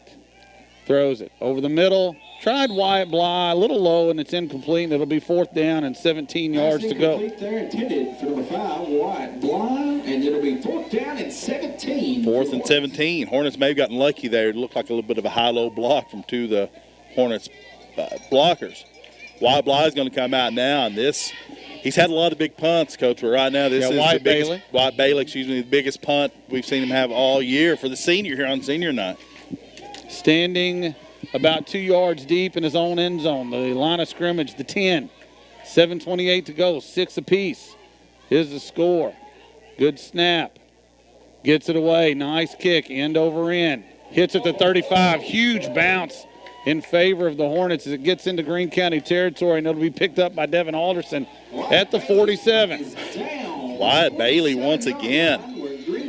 Give Cole Shive credit also. Good snap there. That's not a given, especially on tonight, on the weather, with weather like tonight. But Wyatt Bailey just once again flipping the field position, backed up against his own goalpost. 1st and 10, Greene County, 7:17 to go in the fourth quarter. Tied at 6. Greene County has the football at their own 47. Needing a big stop are the Hornets. Again, Greene County not a team that throws the ball on a regular basis. Looks like the receivers lined up off sides. We'll see. They let it go. Handoff up the middle. Nothing happening there. Good defense by our Hornets. Looked like Cole Shive. The initial contact on that one's going to make it 2nd and 10. We're going to be under 7 minutes when this one snapped. We're at 7 now. Dragons have it 2nd and 10 on the 47, on their own 47, excuse me. Again, it's a team, Greene County I'm talking about, it's a team that can score, and it's a team that can get gash plays, but it's a team that keeps it on the ground. 2nd and 10. Again, pistol formation surrounded with 3 running backs. Straight handoff, left side. Good gain there, made something out of nothing, did the Dragon ball carrier. He's down at the 49 in Metcalfe County territory. Will Shirley in on that tackle. It's going to make 3rd and 6 for the Hornets, for the Dragons. In Hornets territory now on the 49. 3rd and 6, ball on the 49 in Hornet territory. 6:10 to go in this football game. The clock runs. The Dragons not in a huge hurry. This one's one where, again, you got to watch. Make sure you don't jump off sides. That would be 5 free ones to give to Greene County. And right now, if you can stop this one for a short loss, for a short gain or a loss. We jumped, but we didn't get in the neutral zone. Play continues, and now we're going to have a delay of game. We jumped, but the ruling was that we didn't get into the neutral zone, and it's going to be 5 against Greene County. The Greene County coaches staff definitely thinks we did, but now the flag flies on the Greene County coaching staff. I believe that's going to be a sideline warning as well from the referee. It is. You were on it, sir. Also, penalty against You can jump on the defensive line as long as you're not across the neutral zone. Now, if a lineman had moved, if an offensive lineman had moved, that might have been a different story. But at the time, nobody moved. So I just drew the 5-yard delay of game penalty. You mentioned Greene County not being in a hurry. They came back to haunt them. And now it's 3rd and 11, and so you flim-flam it there a little bit. They were hoping to get it into 3rd and 1 and manageable. Now it's 3rd and 11, again, from a team that so far tonight has yet to complete a pass. Once again, you got to watch that counter. Snap is back. Quarterback keeps it. Has a little bit of space, but he's going to be stopped at midfield. It'll be 4th down. Cole Scheib and Will Shirley teaming up for that tackle. That was the counter, but the Hornets had it red. Now the 49-yard line of Greene County looks like the Dragons with 5:30 to go here. Tie ball game. We're going to send the punter out. And again, you'll wonder, do you try to block this one? Is this, I mentioned, I thought there'd be a chance somewhere. Sending Gabe Zummerly back. They are. They're going to send him back. And I like this call. Play it safe, get the football back with about 5 minutes to go. And again, that's assuming Greene County, in fact, punts it. I would be shocked if they didn't. Snap is back. Gets it away. Summerly's back there. And this one checks up a little bit and then takes a Greene County bounce. And deja vu all over again. It's going to be stopped at the 15. You were all over it right at 5 minutes. We're at 4:59, and we're going to have a change of possession. Let's keep it right here. Let's thank all of our fine sponsors sponsoring this great game here at Great High School Football. Bob's Tire and More, the Lighthouse Restaurant, Glass & Thompson Insurance, Edmonton State Bank, Ralphie's Fun Center, SCRTC, the Printing Press, Metcalfe Drugs, Ma's Deli, Pappy's, Murphy's Electrical. Keep it right here after this game. Glass & Thompson Insurance post-game show. We'll talk to a coach. Also, player of the game brought to you by the Lighthouse Restaurant. So, senior night, big rivalry, Metcalfe and Greene, and a playoff spot on the line. 5 minutes to go in this game, 4:59 to be exact. Dial has the football, slings it out to Bly, has some space to the 20, maybe the 21. That's complete to number 5, Wyatt Broad. Nice little gain there, little 3 or 4 yard gain. The clock is now 4:40. It'll be 2nd down and 6 for the Hornets. Like to pick up a couple of first downs, even if you can't score here. You'd like to move this one out closer to midfield, so you don't give Greene County one more chance at a punt block or maybe a good field position. Again, they did spot it at the 19, so a gain of 4, 2nd and 6. Dial and Zummerly in the backfield. Dial asks for the football. He has it. He hands it off to Gabe. Gabe has some room to the right side, still moving forward, trying to get to that first down. He'll be stopped short of that, and it'll be 3rd down and about 3. Clock ticking towards 4 minutes. 3rd and 3. 6 all. Playoff position on the line, 4th quarter. 3rd and 3. Metcalfe County has the football. Game tied at 6. Football is on the 22-yard line in Metcalfe County territory. Luke South hustles onto the field and brings the play to the huddle. Hornets get to the line. Back judge has his hand in the air. Dial has the football. Handoff, Zummerly, plenty of room. Right side, makes a man miss. He's in the open field, 40-45, 1st down Hornets. Huge play there from the Hornets. Good blocking, gets to Gabe Zummerly, the hole, and he delivers. 1st down Hornets, but we have an official timeout. They're going to spot that at the 43. The officials have called a timeout here, bringing the chains up, I do believe, giving the chain gang a chance to catch up, change the ball out as well, get a dry ball out there. And that works.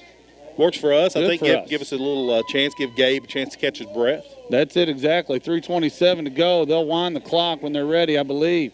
1st and 10, and here it goes. Clock runs. Football at the 43-yard line. Trips to the near side for the Hornets. Dial throws it out here. Bly makes the catch. Has some room. 45, 50, into Greene County territory. Lowers his shoulder. Got a flag on the far side of the field. I believe we're going to get a hold that may bring this one back. I have no idea with where the flag is. The play came to the near side. It was a quick throw, so there was nothing happening.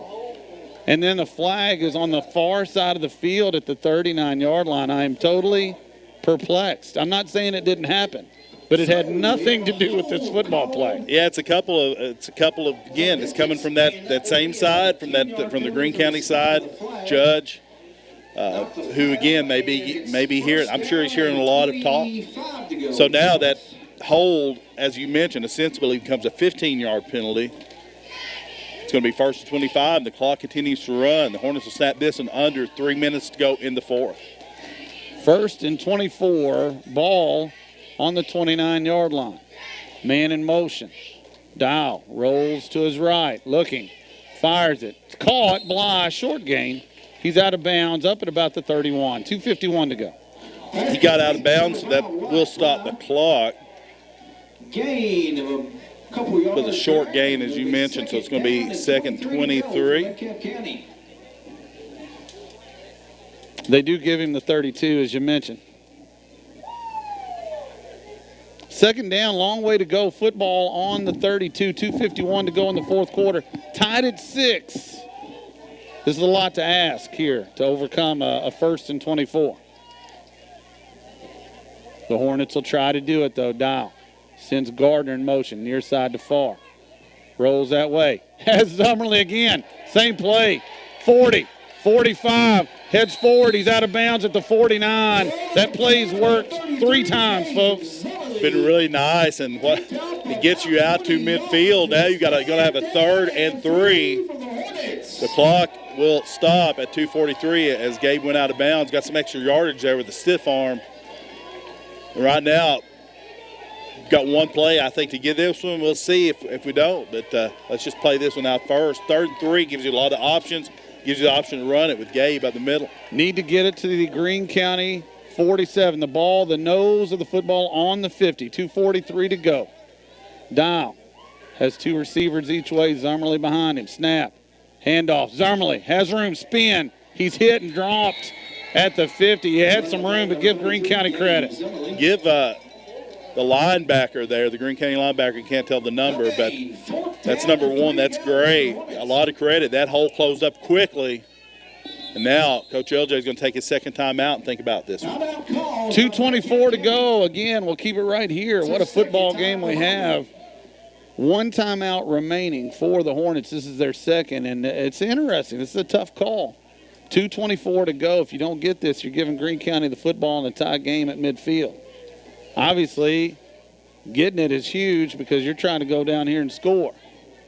You could punt it, but it's high school football. Who knows how that's going to turn out? Yeah. Yeah, it's really interesting. Basically, what you say here is if you punt this, you're playing for the tie. You're playing for overtime. If you don't punt it, you're being aggressive, but if you don't get it, you're giving them a much shorter field, most likely. But you mentioned we've had some good punts tonight. Wyatt Bailey has come through well, but you're asking the connection from center to punter and then the kick to all be good on a soggy night. 2:24 to go. The other question is this. It looks like they are going to go for it. Zummerly has had a really good night, but Greene County on the 3rd and short play was keying on Gabe, and they were able to get to him. And so what does Coach LJ call? Now, he's been great, Coach LJ has, out of timeouts. Let's see what happens. The Hornets are going to go for it. Any chance we can draw them offside here? It would be interesting. Dial asks for the football. He has it. He drops it. He picks it up. And now he has room. It's going to work out for us. It's a 1st down and more to the 40 and the 35. Knocked out of bounds at the 32. Give Peyton Dial a whole lot of credit for keeping his wits about him on a less than perfect snap. Getting the ball, knowing he had to pick it up. He couldn't just fall on it, picking it up, and then give the Hornet wide credit for blocking that one and staying with the block.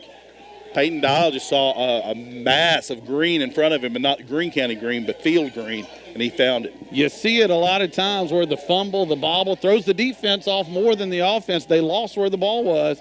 Dial takes advantage of it. 2:16 to go.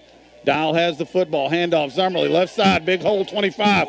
And they try to pull him down, but they can't. 20, 15. 1st down in the red zone for the Hornets. That brings up great play, great leg drive there from Gabe. That brings up an interesting call, too. Do you have to bring someone down by the horse collar tackle to get a horse collar? I think you do, because they did get him up around the nameplate. But Zummerly picking up huge gain, got the ball on the Greene County 16. We're at 2 minutes and 9 seconds here. Clock has stopped. First down 10 for the Hornets in the maroon zone. The KY Sports guys, maroon zone. Snap comes. Zummerly, the middle. Going to be dragged down from behind, but not before he gets about 4. It's going to bring down second, and it's going to bring up 2nd and 6, and we're under 2 minutes now. 6 to go for the Hornets. The Hornets looking to salt this one away with the touchdown. And again, they marked him out at the 17. The football now on the 13. 2nd and 6. 1:40 to go in this football game. Clock runs. 1 timeout left for the Hornets. 2nd and 6. 2 receivers to the far side. Dial, hands off to Zummerly. He's going nowhere this time. He's actually going to be stopped for no gain, and now there's a timeout with 1:27 to go. Looks like a Greene County timeout, quite possibly. Greene County trying to preserve some time. 3rd and 6, 1:27 to go. Ball on the Greene County 16. Now, Coach, how bizarre would this one be? I'm just throwing some hypotheticals out there. I'll go for it. But if the Hornets don't get it, is there a chance we could see another field goal attempt for the win? Oh, that would be gutsy. It'd be a gutsy call. Well, we've already seen one gutsy call, 4th and 3 at midfield. Coach LJ going for it, and it pays off. Never can tell, but it would be something interesting to see. I would rather see the touchdown. Let's just get it right here and don't worry about it. I agree with that. It's 3rd and 6 from the 13 in the red zone. Metcalfe County, your Hornets have the football tied at 6. Again, 1:27 to go. Greene County has 2 timeouts. The Hornets have 1. And so if you're short, let's say you're short here, I assume Greene County will call another timeout. It would be 4th down. There'd be about 1 minute and 20 seconds, let's say. And it would be interesting as to whether they would kick it. Do you pass the ball right here and take a chance possibly of an incompletion, stopping the clock and saving a timeout for Greene County? And again, if you're in the car at the end of the end zone, you got to turn those lights off. 1:27 to go. Both teams are back on the field. Dial asks for the football, and he has it, and a flag flies. And we've got a false start, and so now we're going to back up 5 more. That's a big play there. 5 yards, going to move you back to about 3rd and 12. Now you're thinking, again, do you take a chance with a pass? Do you take a chance? Because, honestly, with 126, Greene County not a passing team, you would think not a lot of time for them to go all the way down the field anyway. 3rd and 11 now. Dial has it. Rolls to his right. Comes back to South, who falls down at the 19. The play was set up again beautifully, but the field slick. 1:21 to go in this game. It's 4th and 11. They're going to go for it here. Ball at the 17. Excuse me, that was a double fall. Peyton Dial set to throw and slid, got the ball out, and South was already going down to the ground. With 1:21 to go, Coach LJ is going to call his 3rd and final timeout of the half. Good call here. Again, so much on the line here. Playoff bid. If the Hornets were to win, they're in. No doubt about it. Senior night, you want to go out a winner. And then just the rivalry of it. Greene County, Metcalfe County. And you're 6-6 in a tie game, 1:21 to go. 4th and 11 from the Greene County 18. The drama. It's been a great game. You know, sometimes we think, and I'm probably the first one to say you got to have a lot of points, most of the time to have an exciting game. This one has been super exciting from the get-go. The stakes obviously ratchet up the excitement to the nth degree, but right now the Hornets, 4th and 11 with everything on the line, how much better can it get? This is a great high school football game. Friday night lights right here in Edmonton, Kentucky. The rain falling again. Nothing out of control, but it's a factor for sure. Both teams on the field. 1:21 to go. Gardner to the near side. 2 receivers to the far side. Looks like Blind Edmonds. Zummerly in the backfield with Dial. 4th and 11. Dial pitches it. Zummerly setting up. Heaves it. It's going to be intercepted. Greene County has some room, and now it's trouble. Here they go. Flag flies. This is going to come back. Greene County is going to have the football, but they'll have it deep in their own territory, and crisis averted there, really. Crisis is going to be averted, but again, the play call is the halfback pass from Gabe Zermel. We've seen them be effective. Once again, the Hornets' footing, letting them down. Gabe slipping as he threw that ball. That is a handful of times where the Hornets have just lost their footing, and you can't really blame anything but just some bad luck on that one. You know, the field's mushy and wet, but we've not seen Greene County have that same sort of problem. It's just been one of those oddities for the night. For 1:05 to go, and Greene County will take this ball over, but they're probably going to be about their 10-yard line or so. Yeah, you're basically going to have a block in the back on the return. They'll mark it from about the 20, 10 yards back. They'll put it near the 10. And now the intriguing part here, Metcalfe County only has the one timeout. Does Greene County play for overtime, or are they going to try to get this thing down the field? We've seen their opportunities. We've seen their sort of chunk plays that they've had the ability to have. They've not had any in this half. So I think for Greene County, their forte is running. You run a couple plays and see what happens. They've got 2 timeouts still. 1:05 to go. Snap is back. Handoff. Left side. Lot of room. Cut back. Still on his feet. Luckily, it looks like Gabe Zermerly was there at the 28. Gabe Zermerly brings down the tackler, but the official signal and that ball went out of bounds, so that one's going to stop the clock with 56 seconds to go. The Dragons won't have to burn one of their 2 timeouts. Play coming in now. Nice gain, though, from Greene County. The Hornets can't let their guard down right here. This one's not in the books quite yet. Greene County has 2 timeouts. The Hornets do not have any. 56 seconds left. Snap is back, and now they're looking to throw, but he's in trouble. The quarterback is going down. It's a sack back at the 23. That one is Big Hunter Fox getting that sack, and Greene County's going to take the time out here. So make 2nd down and 13 for the Dragons with 47 seconds left, tied up 6-6 in this 4th quarter. So much on the line. Winner goes to the playoffs. Loser will not be playing 2 weeks from tonight. Once again, if you're out there listening, we do thank you very much. I want to say stay tuned after this game, whenever it ends. If it goes to overtime, stay tuned after that for the Glass & Thompson Insurance post-game show and the Lighthouse Restaurant Player of the Game. I want to thank all our sponsors, Ralphie's Fun Center, SCRTC, The Printing Press, Metcalfe Drugs, Ma's Deli, Pappy's, Murphy's Electrical, Bob's Tire and More, the Lighthouse Restaurant, Glass & Thompson Insurance, and Edmonton State Bank. 47 seconds to go, 4th quarter, tied at 6. Greene County has the football, 2nd and 13 on their own 24, and they were tempted to throw it. They were trying to throw it last play. Yeah, that's interesting from a team who's not completed a pass that I can recall tonight, putting the ball into the air. That's kind of danger that I don't know. I would be afraid if I were on that side, but that's probably why I'm not on one of the sidelines. Well, and look, you're on the road, you're winless. This is kind of you're playing with house money a little bit here. We'll see.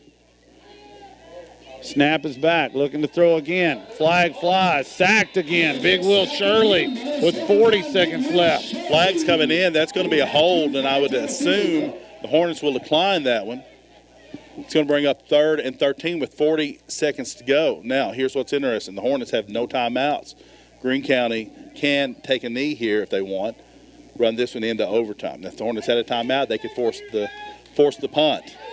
Penalty is against Greene County, and it's 10 yards. They're actually going to take this one, maybe take a chance on getting some sort of bad snap or something that's safe. Going to be on the 9 here. It's going to be 2nd and 24, 40.4 to go.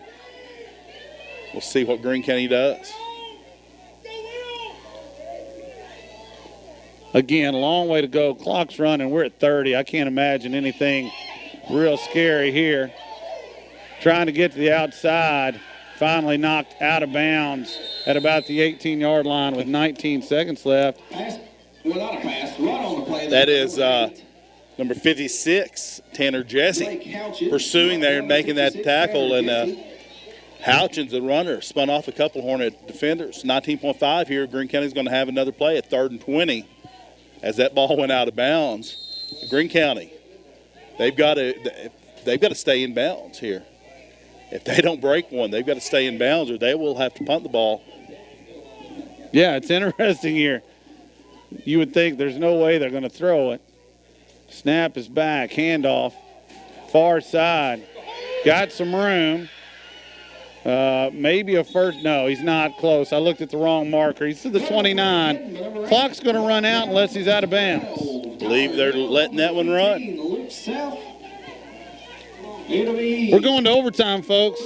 Tied at 6, Greene County, Metcalfe County, with a playoff spot on the line. You can't ask for a whole lot more than this.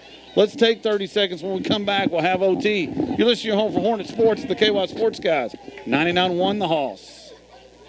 Happy's Restaurant is your cozy hometown place to enjoy daily homemade foods and desserts and free refills on your drinks. One Friday night each month, they serve seafood. Delicious breakfast every morning from 5:30 till 10:30. Come join the fun with karaoke from 5 to 8 p.m. on Saturday nights. Citywide delivery, birthday, wedding receptions, and banquets.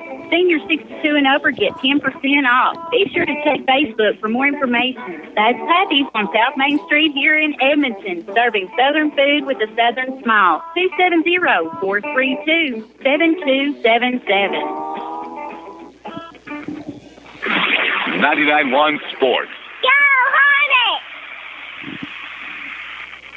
Welcome back, everybody. Overtime here in Edmonton. The last home game of the season, at least in the regular season. Metcalfe County 1-2 in district play, looking to get to 2-2 with a win over Greene County. Greene County 0-3 coming in, looking to get to 1-3, which would tie them at 1-3 with the Hornets. 6-6. Greene County scored first. A Gabe Zummerly touchdown in the second half tied it at 6, and that's where we are. Yeah, and so far, I think definitely you got to say advantage Hornets right now. The offense for the Hornets in the second half has looked much better than the offense for the Dragons. Both teams will have the ball, chance to score. Got a 3-minute little break period right now for everybody to sort of, get their wind back, get hydrated. Speaking of hydration, the rain has intensified. It's picked back up. If you're out there in the crowd, thank you for sticking with us. If you're home listening, hope you're dry. Hope you're enjoying the broadcast. What a game, though. Everything on the line here. Both teams giving it their all. 6-6 is the score. Gabe Zummerly over the 100-yard mark has the touchdown for the Hornets. Solid defensive effort by our guys tonight have held the potent and explosive Greene County running game to only the 136-yard touchdown. But still, we go to OT tied at 6. Anybody's ball game, obviously. Yeah, it really is. Do have a final to report to you from district action. Edmonson County 13, Clinton County nothing. So the winner of this game now, it's affected. If I'm not mistaken, we'll travel to Clinton County. The winner of this game will travel to Clinton County for a playoff game against the Bulldogs. Also seeing a little fog rolling in here, Coach. Reminds you of the good old days, doesn't it? Some real football weather down here by the creek. In almost November. Late October football weather. It's chill, the chill in the air. It's a night for some football. I tell you, you're getting bonus football here on the Hill and on 99.1 The Hoss and Channel 95 and the Hornet News Network. You can hear the crowd, the Hornet crowd getting into it. The student section is down on the track. They want to recreate the Edmonson County moment, which was also an overtime W for the Hornets. They're trying to recreate that winning feeling. So much comes down to this. Now, the Hornets, if I'm not mistaken, the coin toss. The Hornets lost the Edmonson County coin toss, but still won the game. You'd like to win this one, play defense first. It's what you want, but, sometimes in the high school level, it's not necessarily so cut and dry. Now, obviously, if you win the toss, you're going to go second. But I think scoring against Edmonson and getting the 2-point conversion put Edmonson in a real bind. True. From a psychological standpoint. We'll see what happens here. The teams are out at midfield. Gabe Zummerly is out by himself to represent the Hornets. Both head coaches are out there. Overtime game, it's a lot of fun, but then you also think, do the officials, they're like, man. Could this one have been a blowout instead? I could be home by now. I'll tell you what, I'm glad I'm here. Absolutely. I'm glad I'm watching this wonderful high school game. And win or lose, it's been a great one, but win would be the preferable option. Yeah, easily. But you're right. Even if it went the other way, it's been a fun one to watch, and the guys have really laid it on the line, given it their best effort, and it's all you can ask for. Really is. They're at midfield still. A lot of explaining going on here. Well, the NFL players and college players, we still get every overtime game that goes to a tie after the overtime in the NFL. We get players saying they didn't know the rules. Right. People still don't seem to know the rules in overtime. So that's why there's a lot of explaining to do, Lucy, I think, is what's going on. You have some explaining to do. Still talking out there. I know the fans listening on the radio are loving that play-by-play, but we're having a really great conversation out there on the field. It's like, Bob's wedding's coming up. What should we get him? Dishes are always a nice gift. Exactly. Candlesticks. Candlesticks always work. That's it. Yeah, let's get two. Is that Bob Wool that played the pitching coach in Bull Durham? Yeah, Robert Wall. Robert Wall, yes. It's his best work, I think. I think so. Yeah, he had some other moments. Was he in Arliss? Yeah, and I think it was good for a while, maybe. Yeah.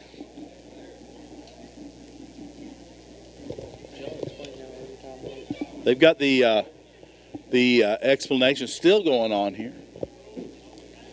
Again, once they get the coin toss going or what have you, the way this will go down, no time on the clock.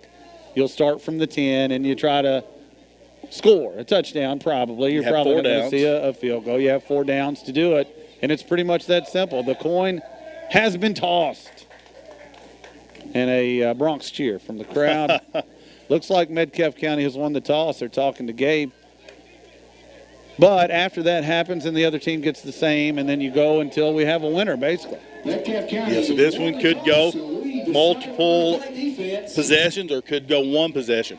What happened? The worst thing in an overtime game is a turnover. A turnover, definitely you give the ball back. So you want to ball control. You want to hold on to this wet ball. As again mentioned, the rain has intensified since this game has ended. So Hornets looking like they're going to be on defense first, trying to defend the goal line. They're going to be defending the west goal line. So Greene County will be moving right to left on your radio dial.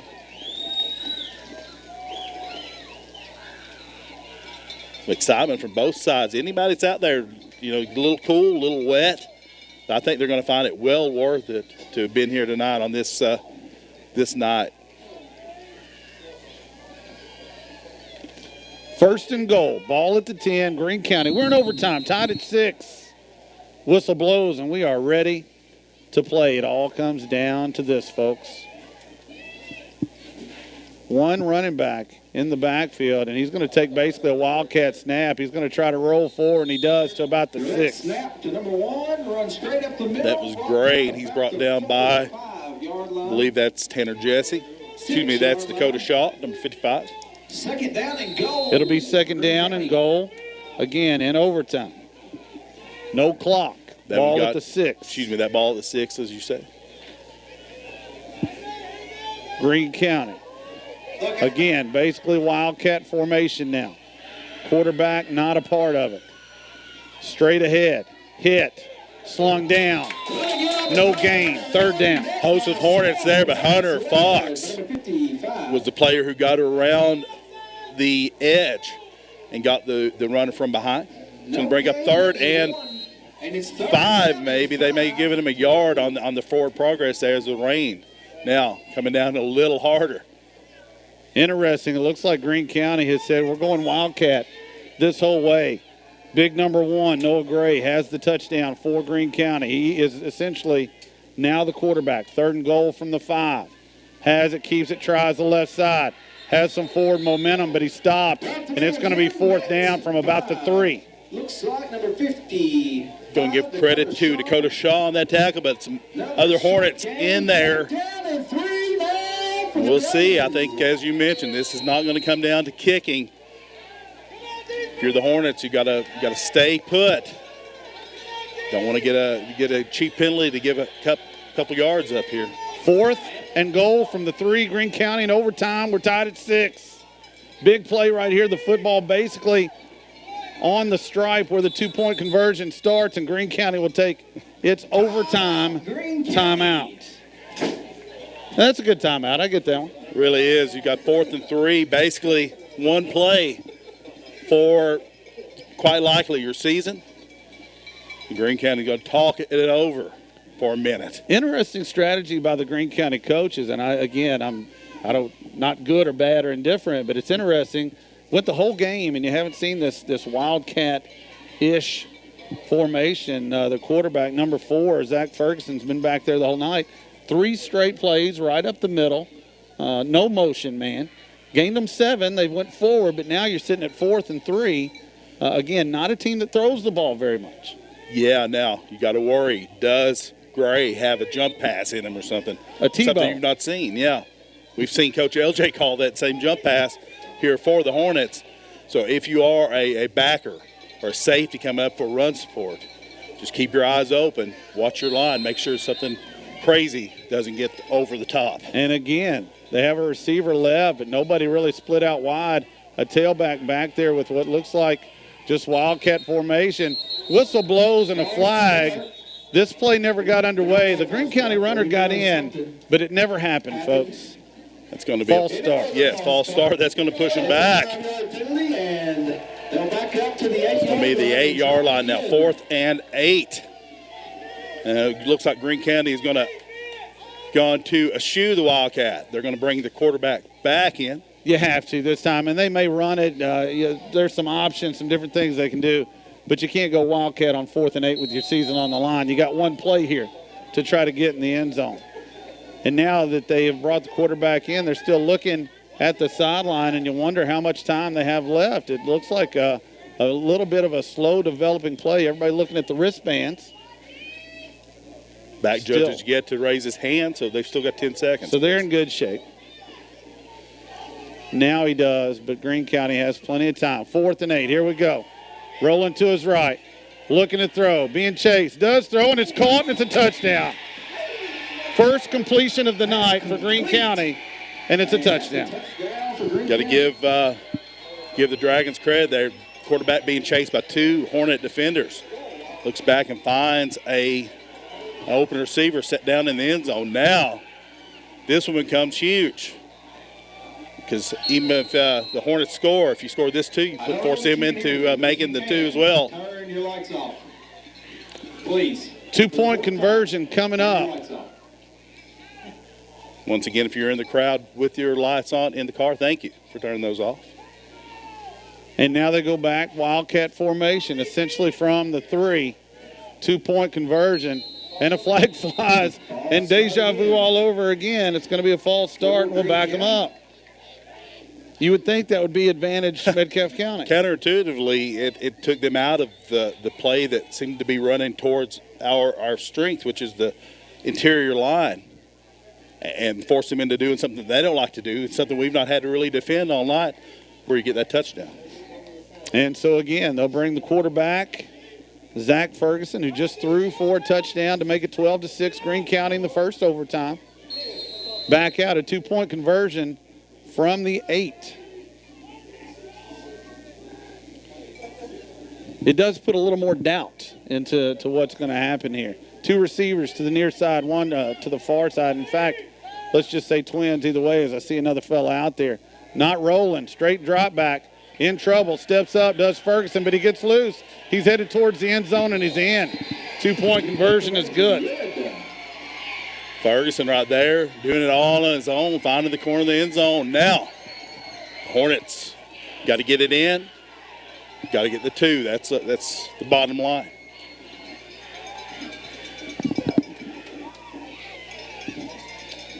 (14-6) is your score, but Metcalfe County still with hope. 4 opportunities from the 10 to punch it in, and then they have to get the 2 to keep this thing alive. Yeah, right there, Ferguson throwing the touchdown, then doing it all on his own to get that 2. All right, now, though, Peyton Dial, as you mentioned, come back out and lead the Hornets. It's the same opportunity.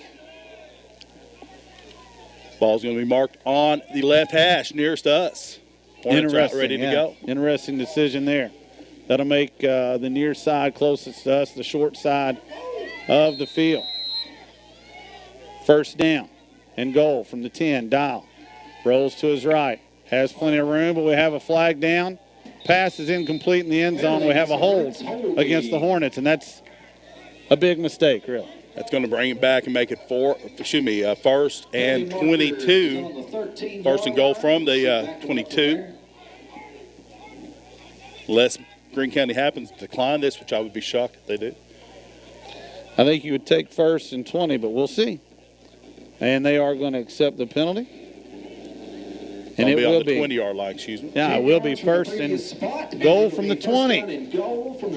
The season really in a lot of ways in the balance. Now, we do have a game next week no matter what, but it's 14-6. Greene County has the lead first overtime. And now it's first and goal from the 20. 4 plays, though, to get this back. You don't have to get it all at one fell swoop. Dial rolls to his right, makes a man miss. Comes back, lets it fly, has a man, but it's intercepted. And this game is over. Greene County has won this football game.